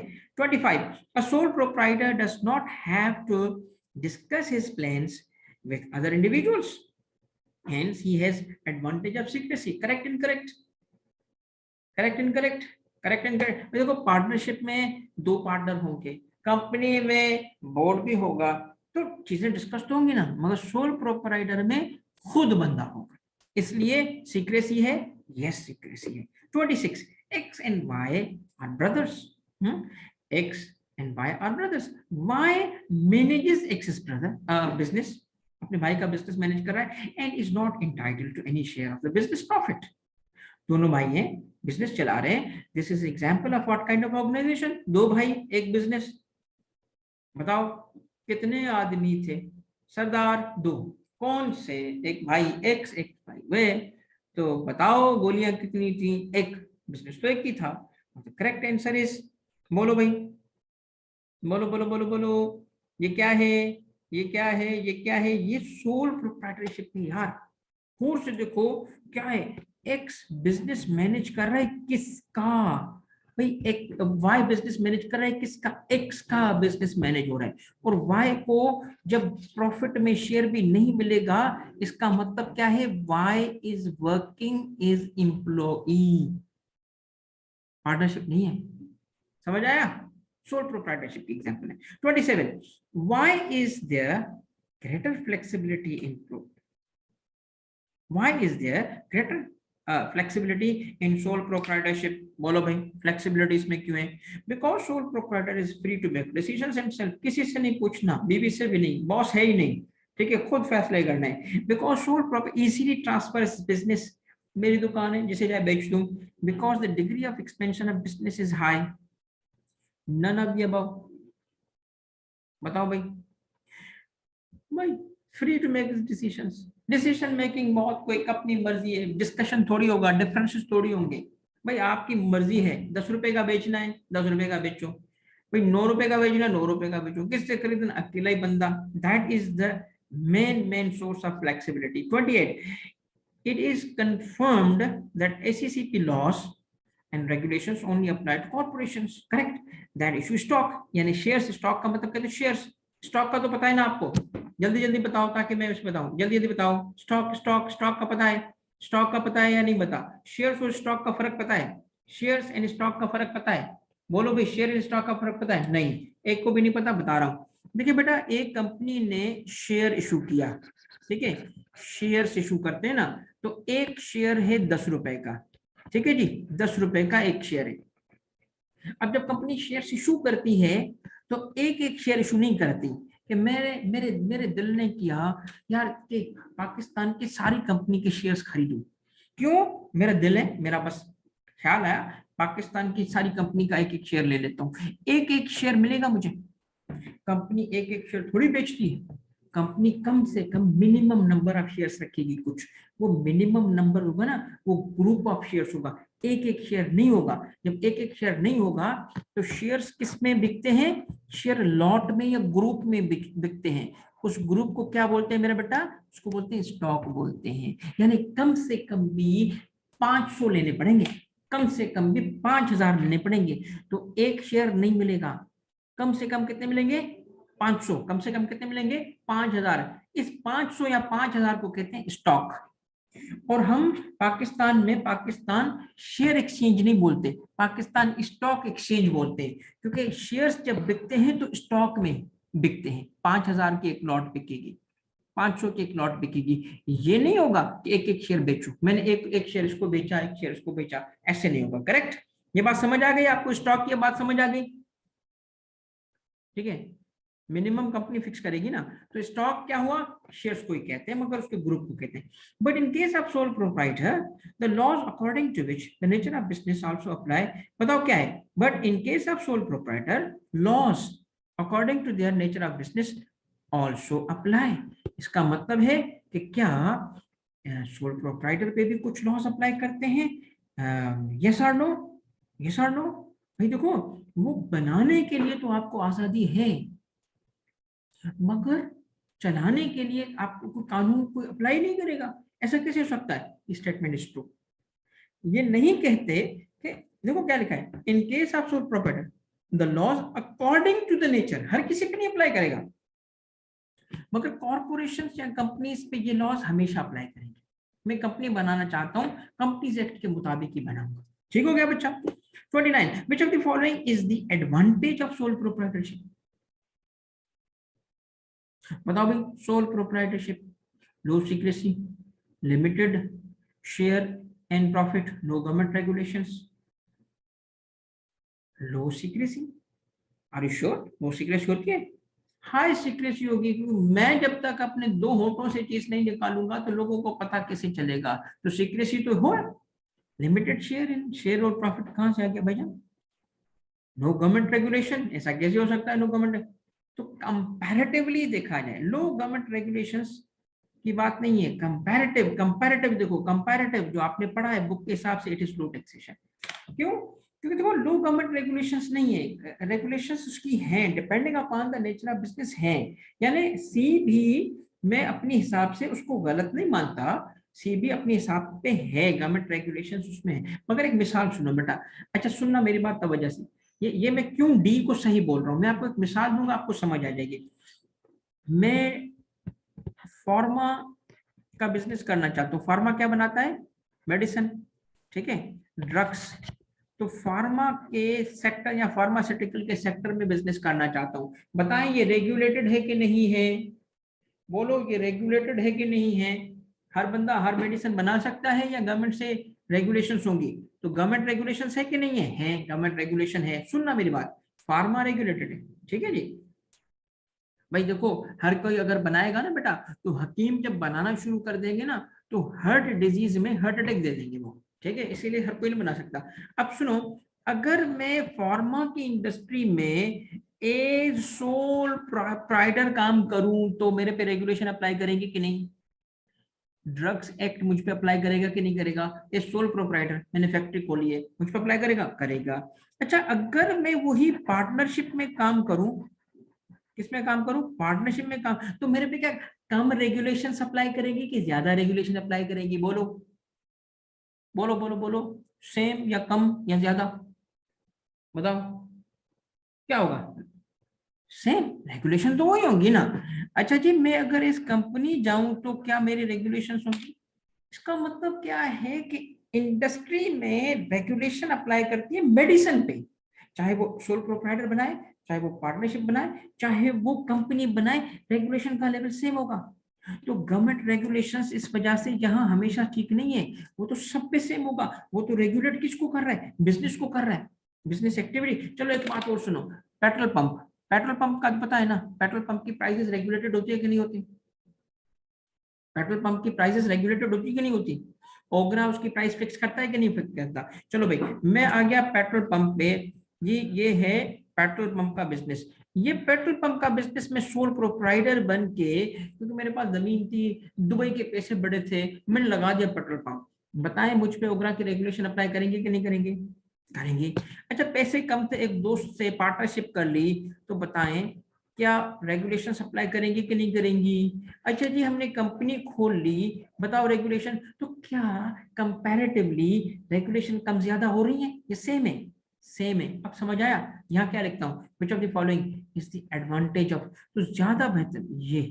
ओके, समझ आ गया आपको? समझ आ गया बेटा मैंने क्यों डी को करेक्ट किया? Next 30, despite ease of dissolution in sole proprietorship, ease, mood नहीं बना, बंद कर दे, प्रॉफिट नहीं बना, बंद कर दे, ease of dissolution of sole proprietorship, which of the following factor is a constraint? है आसान, मतलब धंधा बंद करना आसान है, सबसे आसान है। किस में आसान है? सोल प्रोप्राइटरशिप में। बट इवन देन भाईजान कंस्ट्रेंट तो है। किस चीज पे? डिसोल्यूशन पे। नहीं बंद कर सकते। कंस्ट्रेंट का यही मतलब हुआ ना, नहीं बंद कर सकते। रुको रुको रुको, ऐसे कैसे बंद कर रहे हो? ये कब आएगा? कौन सा होगा? Financial obligations, loss of the assets, higher taxation, none of the above. भाई कौन सा होगा? बताओ बताओ बताओ बताओ बताओ बताओ। लॉस ऑफ द एसेट्स नहीं, ये कैसे होगा भाईजान? सोचो तो सही, दादा सोच तो सही, सोच तो सही। भाई जो आप बिजनेस बंद, डिसोल्यूशन पे restriction, restriction in the sense के वो रोके, आपको रोके, नहीं बंद कर सकते, पहले ये करो फिर बंद करो, इसको कहते हैं। तो होगा फाइनेंशियल ऑब्लिगेशन। पैसे देने हैं आपने लोगों को, आपके बिजनेस ने पैसे देने हैं, ऐसे कैसे बंद कर रहे हो? पहले पैसे दे दो, ऑब्लिगेशन तो पूरी करो अपनी, बैंक को पैसे वापस लौटा दो, सप्लायर्स को पेमेंट कर दो, ठीक है? वो जो ओनर था जिसका रेंट पे तुम काम कर रहे थे, उसको रेंट वापस, समझ रहे? 31. As a sole proprietor, there is unlimited liability, right? Hence, in case of non-payment of debts, sole proprietor has to pay liability from, कहाँ से पे करेगा? जनरल रिजर्व कोई बनाया होगा, पर्सनल एसेट्स, बैंक बैलेंस, कहाँ से पे करेगा?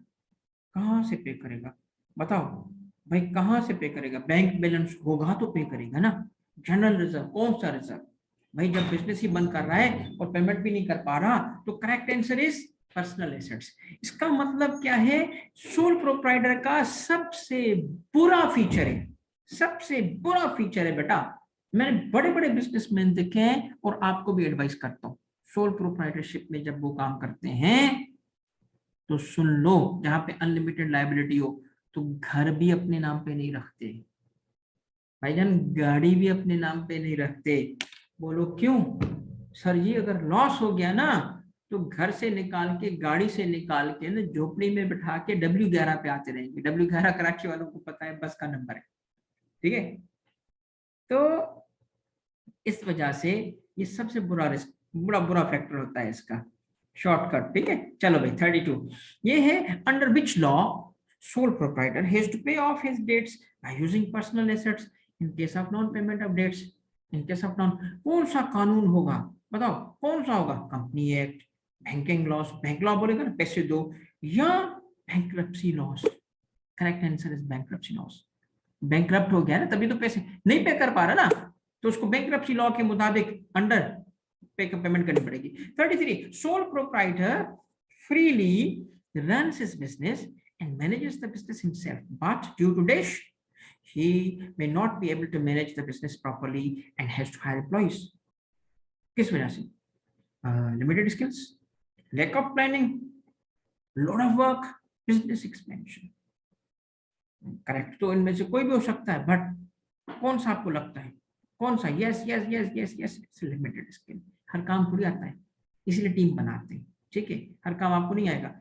34 in case the sole proprietor becomes mentally ill or dies, business may come to an end। Correct? This means there is sole proprietorship की एक और बात, क्या? lack of continuity, lack of liquidity, lack of life, none of the above। sole proprietor में शायद क्या है? lack of continuity, lack of continuity, right? 35 to form partnership there must be at least eight least how many members? Eight least 2 members, right? Maximum number बताओ, बोलो शहजादो, बोलो बोलो बोलो, कितने कितने आदमी थे? कितने आदमी थे? 20। 20 से ऊपर क्या बनता है? हाँ भाई 20 से ऊपर क्या बनता है? सर जी कितना 20 के ऊपर क्या बनता है? 200 कैसे आ गया? 20 से ऊपर बनती है मैंडेटरली, मैंडेटरली, नेसेसरली, क्या? ओके, कंपनी, मैन्युफैक्चरिंग 10, क्यों भाई 10 वापस। 37 37 37 the partnership in which the liability of at least one partner, गौर से देखना, one partner must be unlimited, must be unlimited, is called is called, confusion है इस टॉपिक में, confusion लग रहा है मुझे आपके जवाबात में। लिमिटेड पार्टनरशिप, लिमिटेड पार्टनरशिप और लिमिटेड लायबिलिटी पार्टनरशिप में फर्क है। One is limited partnership and the other is limited liability partnership. उस पर बात होगी मोस्ट प्रोबेबली अगली क्लास में। बट लिमिटेड पार्टनरशिप किसको कहते हैं, उसकी डेफिनेशन ही ये है कि जिसमें कम से कम एक पार्टनर होगा जिसकी लायबिलिटी अनलिमिटेड होगी, बाकी की लिमिटेड हो सकती है। ठीक है। 38, in limited partnership usually the which partner, general partner, उसको कहते हैं general partner, receives a larger share of the profit after the limited partners have received their initial investment back. Correct, incorrect? Correct, incorrect? Yes भाईजान, correct. Yes भाईजान, correct. भाई क्यों ऐसी मेहरबानी क्यों हो रही है इस पे, जनरल पार्टनर पे? क्योंकि उसकी लायबिलिटी क्या थी, अनलिमिटेड थी। आई बात समझ, उसकी लायबिलिटी अनलिमिटेड थी तो उसको लार्जर शेयर मिलता है। 38, रिस्क उसने ज्यादा लिया था। 39, in partnership the funds can be raised easily in spite of unlimited liability because partners combined financial strength also increases the firm's ability to raise funds. True, false, true, false, true, false? Yes, true. Yes, true. क्यों? क्योंकि दो अगर लोग हों और दो लोगों की लायबिलिटी भी अनलिमिटेड है, उनके पीछे बैकिंग भी है, कुछ एसेट्स भी है, तो क्या होगा, फंड्स ज्यादा रेज कर सकेंगे। बैंक होगा, कहेगा आ जाइए ये जो पैसे, क्यों नहीं दोगे तो कोई टेंशन नहीं है, हम तुम्हारे घर उठा लेंगे। 40, the sole proprietor liability is unlimited and sole proprietor की बात हो रही है, and debt is paid from his personal assets, ये बात हो गई। Due to this it is considered that there can be greater risk of default. Okay, thus before borrowing he has to dash his personal assets. अब अगर bank क्या कहेगा जी, पैसा देगा ना तो क्या कहेगा जी, सेल करो, प्लेज करो या छुपा दो, क्या कहेगा उसको, फंड्स की वजह से प्लेज करवाएगा, पर्सनल एसेट्स पे प्लेज होते हैं उसके। 41, which of the following statement represents the advantage of limited partnership की बात नहीं हो रही, लिमिटेड लायबिलिटी पार्टनरशिप की बात हो रही है। लिमिटेड पार्टनरशिप में एक मेंबर, जनरल जो मेंबर है, इसकी अभी हमने बात की थी, यहाँ पे जनरल पार्टनर इसकी बात थी ना। अब जनरल पार्टनर से आगे चले गए हम, ये बताओ limited liability partnership, the partners liability is limited but one partner liability must be unlimited. फिर आपने थोड़ा सा इस पे मुझे समझाना पड़ेगा बाद में, ठीक है, क्योंकि आज का थोड़ा सा टाइम कम है। देखो ये लिमिटेड पार्टनरशिप नहीं है, ये लिमिटेड लायबिलिटी पार्टनरशिप है। ठीक है, ये थोड़ा सा अलग ऑर्गेनाइजेशन होती है। This is the correct, limited liability partnership protects each individual partner from responsibility from the acts of the other partners. ठीक है, ये लिमिटेड पार्टनर अगर लिखा होता है ना लिमिटेड पार्टनरशिप, तो उस केस में फर्स्ट स्टेटमेंट होगी the partner liability limit one partner कीजिए, तो इसमें फर्क है लिमिटेड लायबिलिटी पार्टनरशिप में और लिमिटेड पार्टनरशिप में। ठीक है बेटा, तो correct answer is C. Which of the following is disadvantage for partnership? Business income is taxed at corporate rates. All the partners' liability is limited except general partner. Regulatory control, sharing the profit. Very good. Yes, sharing of the profit. Okay. 43.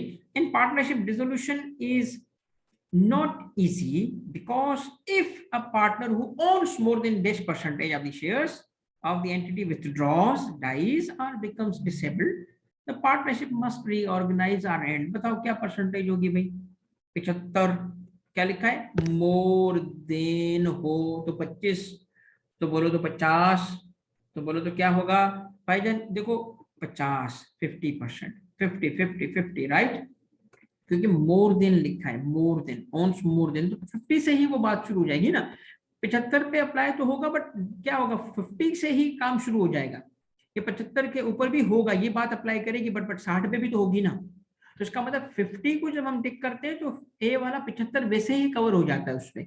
तो correct answer is 50 not, क्योंकि अगर 60 होता तो उस केस में ए is incorrect. ठीक है, ए इज इनकरेक्ट क्योंकि हमें 60 वाले पे भी ये बात अप्लाई करती है जो सवाल में पूछी गई है। Therefore 50 is correct. The co-owners of business The co-owners of partnership business are called partners and they collectively form private company. Yes, company है ना उनकी मोस्टली. Is it true? नहीं, कंपनी कैसे बनी यार?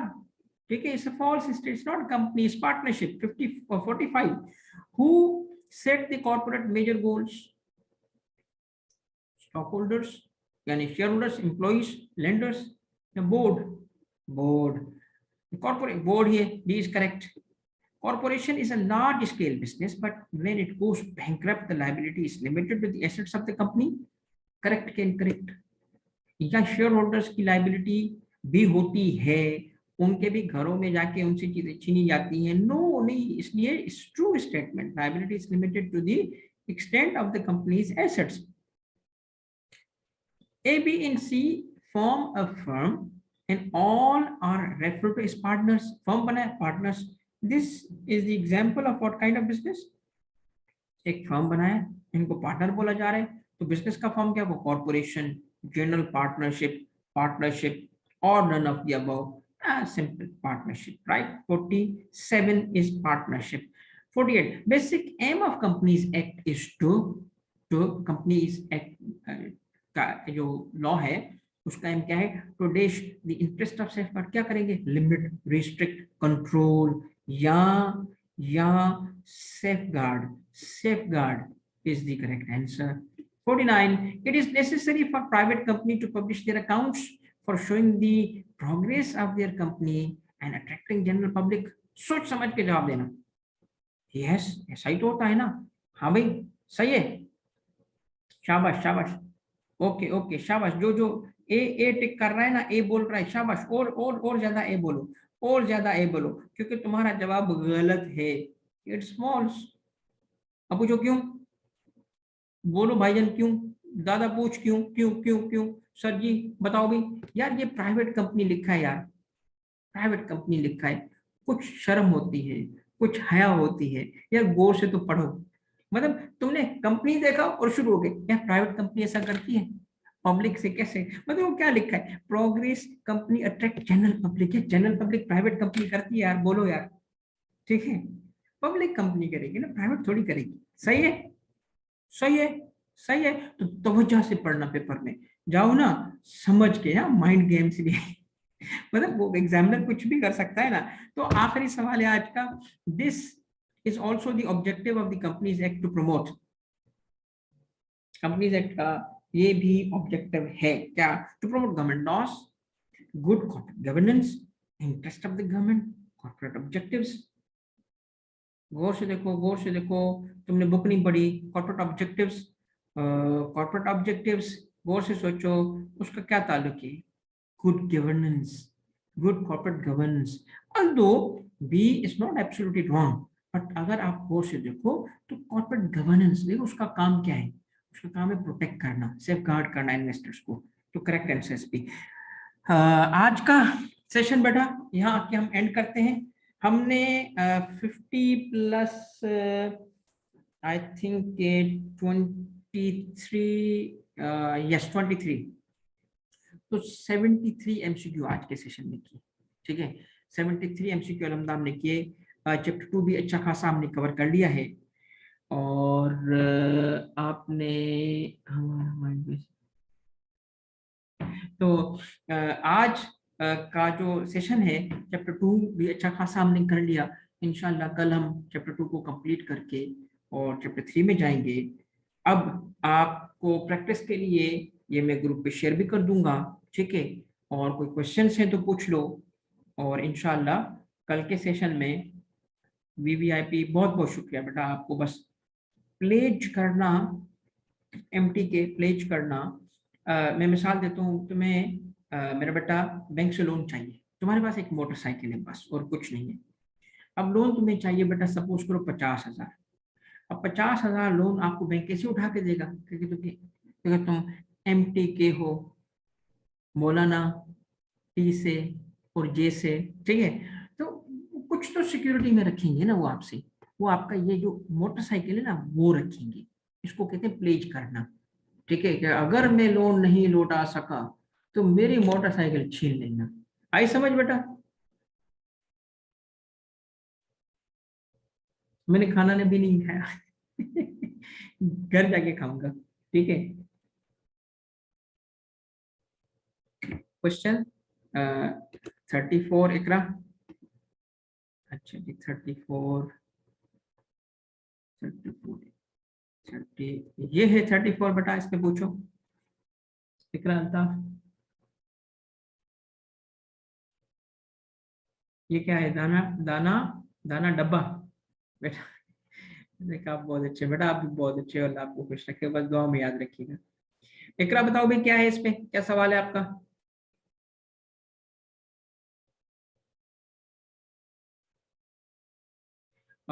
रोशन, रोहान, रोशन नहीं, रोहान, रोहान बेटा, प्राइवेट कंपनी लिमिटेड लायबिलिटी क्या चीज होती है, इसको मैं एक्सप्लेन करता हूँ। कोलेट्रल एज प्लेज, ठीक है बेटा। 30 वाला रिपीट कर दे, मगर मैं पहले 31, जिसने 34 कहा था ना, वो बच्ची किधर गई बेटा? 30 को भी रिपीट करता हूँ, क्योंकि आप अभी 34 पे रिप्लाई नहीं करी बेटा, तो मैं सवाल पूछोगी तो एक्सप्लेन करूंगा ना, तो मैं अभी 30 पे चला जाता हूँ, ठीक है। 30 पे सवाल आया है। 30 पे सवाल क्या है? Despite ease of resolution in sole proprietorship,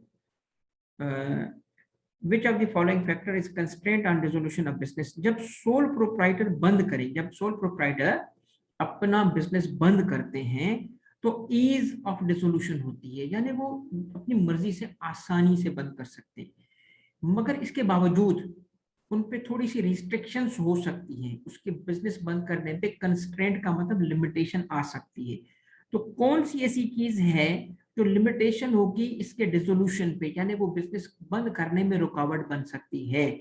उस सेंस में पढ़ो। अब फाइनेंशियल ऑब्लिगेशंस होंगी, उसको पूरी करनी पड़ेंगी बिजनेस बंद करने से पहले, क्योंकि बैंक्रप्सी लॉ अप्लाई करते हैं, ठीक है बेटा। 30 समझ आ गया? इकरा आपने पूछा सर समझ नहीं आया, बिल्कुल ठीक है। अब आपके सवाल पे आते हैं। ये है इकरा आपके लिए बेटा 34। 34 पे हमने कहा कि ये आपके आपके 34, in case the sole proprietor becomes mentally ill. Mentally ill का मतलब ये है कि कानूनन, मेंटली इल का मतलब ये नहीं कि यार वो बड़ा टेंशन हो रही है आजकल, बड़ा स्ट्रेस है, क्यों भाई बिजनेसेस जो है वो ग्रो नहीं कर रहे, वो मेंटली इल नहीं बेटा। मेंटली इल का मतलब है कि इज डिक्लेयर्ड इज इनसेन, अगर कानूनन वो साउंड माइंड का ना रहे, ठीक है, या उसकी डेथ हो जाए, वफात हो गई, तो उस सूरत में क्या होता है, सोल प्रोप्राइटर जो होता है वो तो इस बिजनेस एंटिटी तो खत्म हो गया ना, इस बिजनेस एंटिटी खत्म हो गया, द बिजनेस एंटिटी में एंड, ठीक है। इसका मतलब क्या है? अब कंपैरेटिवली देखो, इकरा कंपैरेटिवली, कि सोल प्रोप्राइटरशिप में ऐसा होता है, मगर क्या पार्टनरशिप में ऐसा होता है, क्या कंपनी में ऐसा होता है कि अगर एक पार्टनर वो ऐसा है कि वो इंसेन हो जाए या उसकी डेथ हो जाए, या शेयर होल्डर इंसेन हो जाए, लीगली इंसेन, और डेथ हो जाए, तो कंपनी बंद हो जाती है? नहीं ना। तो इसका मतलब क्या है कि ये हम कंपैरेटिव बात कर रहे हैं सोल प्रोप्राइटर के लिए। तो करेक्ट आंसर क्या है? Lack of continuity. क्या? There is lack of continuity in sole proprietorship.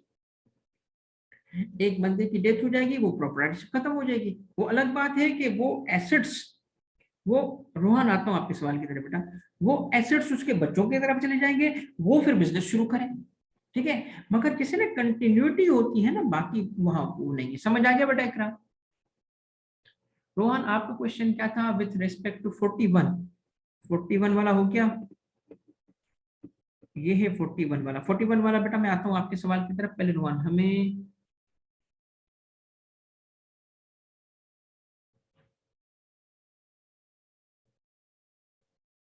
हाँ वो उसकी अलग बात है, जो जो पार्टनरशिप की बात है वो अलग बात है। पार्टनरशिप की बात मैं भी नहीं कर रहा, मैं कंपनी की मिसाल दी, ठीक है। अच्छा अब देखिए एक चीज जो रोहन आपके सवाल बेटा चूंकि डिस्क्रिप्टिव है, मैं पहले जिसने नंबर बताया उसको सवाल करूंगा, वो आपको बताऊंगा। 41, 41 में क्या है बेटा? लिमिटेड लाइबिलिटी पार्टनरशिप है। ये लिमिटेड पार्टनरशिप से मुख्तलिफ है, ठीक है। कैसे मुख्तलिफ है? इसके सारे पार्टनर्स जो होंगे वो जिम्मेदार नहीं है किसी और पार्टनर के। नॉर्मली तो क्या होता है, कोई भी partner on behalf of partnership कोई काम करेगा तो जिम्मेदारी आ जाएगी ना, कि अगर ऑन बिहाफ ऑफ पार्टनरशिप उसने सेल परचेज की तो सब जिम्मेदार होंगे। उस सेंस में इसमें कोई भी पार्टनर जो लिमिटेड, इस पे अगली क्लास में थोड़ी सी तफसील बताऊंगा।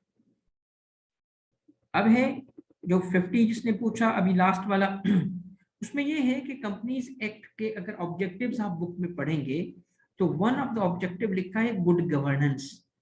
तो कंपनीज एक्ट किसकी गवर्नेंस के लिए बात करता है? कॉर्पोरेट गवर्नेंस की बात करता है। गुड गवर्नेंस का मतलब क्या है कि अगर लोगों से फंड्स लिए गए हैं तो कंपनी के डायरेक्टर्स उसको प्लंडर ना करें। उनकी डायरेक्टर्स की फाइड्यूशरी ड्यूटीज होती है। फाइड्यूशरी ड्यूटीज का मतलब अपनी जाती इंटरेस्ट नहीं, कंपनी के इंटरेस्ट को प्रमोट करेंगे। यानी गवर्नेंस जो होगी वो गुड होगी। इस सेंस में कंपनीज एक्ट का कंपनीज की गवर्नेंस के लिए एक ऑब्जेक्टिव है to promote good governance in companies. ठीक है बेटा, समझ। अब रोहन आपकी तरफ आ रहा है। आपने जनरल सवाल पूछा बेटा। आपने कहा कि लाइबिलिटी और दूसरी आपने बात की कंपनी की। ठीक है, तो देखो पहली बात यह है कि लाइबिलिटी का मतलब क्या है। लिमिटेड लाइबिलिटी का मतलब क्या है बेटा? रोहन, यही सवाल था ना बेटा तुम्हारा? लाइबिलिटी का मतलब क्या होता है? ए ने बी को पैसे देने। क्यों देने हैं? क्योंकि ए ने उससे परचेजेस की थी। अब बी को पैसे देने हैं तो बी को पैसे किसने देने हैं? ए ने देने हैं। ठीक है, ए के पास पैसे नहीं होंगे तो ए के एसेट्स होंगे। उन एसेट्स को वो क्लेम करेगा ए, उसको पैसे मिल जाएंगे वापस। ठीक है, ये आप जो देख रहे हो ये क्या है? लाइबिलिटी। ए ने एक शॉप खोली। ठीक है, ये शॉप है उसकी। शॉप की ट्रांजैक्शन होती है बी से, बैंक से। शॉप की, ए की नहीं, ए के शॉप की। ठीक है, अब हुआ क्या, वो पैसे नहीं दे सका। केस फाइल हुआ कि जी मुझे जो है वो पैसे नहीं मिल रहे। तो अनलिमिटेड लाइबिलिटी का मतलब क्या है? इस शॉप में जो चीजें पड़ी थी वो बैंक ने उठा ली, मगर फिर भी वो पेमेंट नहीं हो सकी। तो शॉप चलाने वाले बंदे के एसेट्स तक उठा लिए जाएंगे पर्सनल। इसको कहते हैं unlimited liability. Unlimited in the sense क्या, कि चाहे वो शॉप से, उस बिजनेस से हो, चाहे उसके पर्सनल हो, लाइबिलिटी की लिमिट नहीं। दूसरी चीज क्या है बेटा? Limited liability.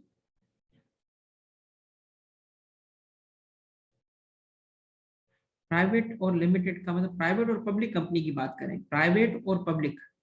प्राइवेट और लिमिटेड नहीं होता बेटा, क्योंकि प्राइवेट कंपनी भी लिमिटेड होती है।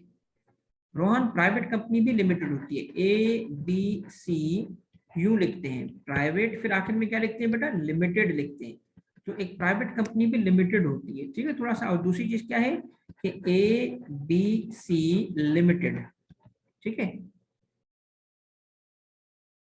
तो ये हो गई प्राइवेट, ये हो गई पब्लिक, मगर दोनों क्या है? लिमिटेड है। ठीक हो गया।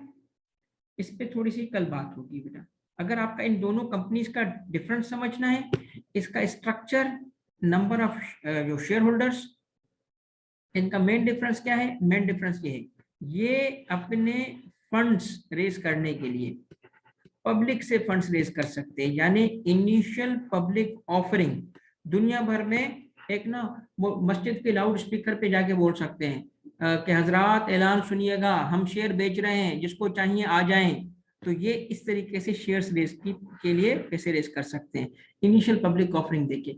जबकि प्राइवेट कंपनी ऐसा नहीं कर सकती। प्राइवेट कंपनी में 3 लोग थे, तीन में से एक के पास 80% शेयर्स थे, दूसरे के पास 10% थे, तीसरे के पास 10% थे। 10% वाला नाराज हो गया क्योंकि उसको चाय सही नहीं दी गई थी कंपनी की बोर्ड मीटिंग में।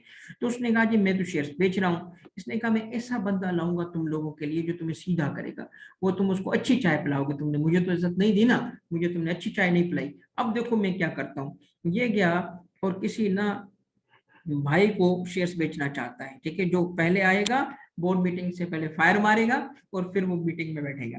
तो क्या ये ऐसा कर सकता है? नहीं कर सकता। क्यों? क्योंकि प्राइवेट कंपनी है, बाहर से लोग नहीं आ सकते। पहले ये क्या करेगा? उन शेयर होल्डर्स को ऑफर करेगा कि मैं शेयर आपको वापस देना, आप ले लो मुझसे, नहीं लेना चाहते फिर वो बाहर जाता है। तो इस तरीके का थोड़ा सा डिफरेंस होता है दोनों में। ठीक है,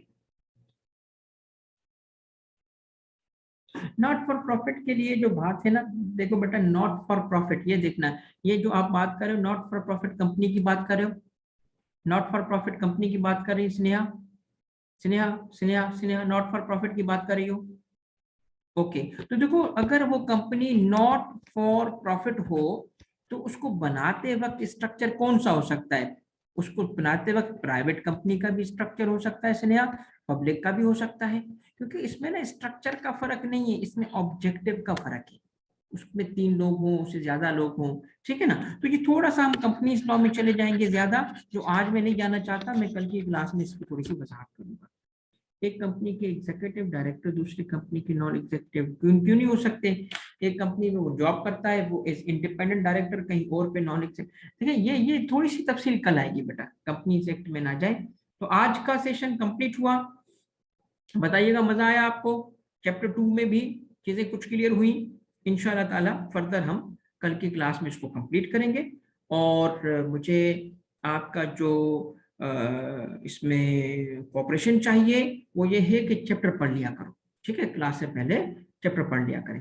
तो थैंक यू वेरी मच मेरे बच्चों, अल्लाह आपको खुश रखे। इंशाल्लाह कल की क्लास में हम फर्दर इसको 51 से ऑनवर्ड्स कवर करेंगे, ठीक है। जज़ाकल्लाह, थैंक यू वेरी मच, अल्लाह हाफिज।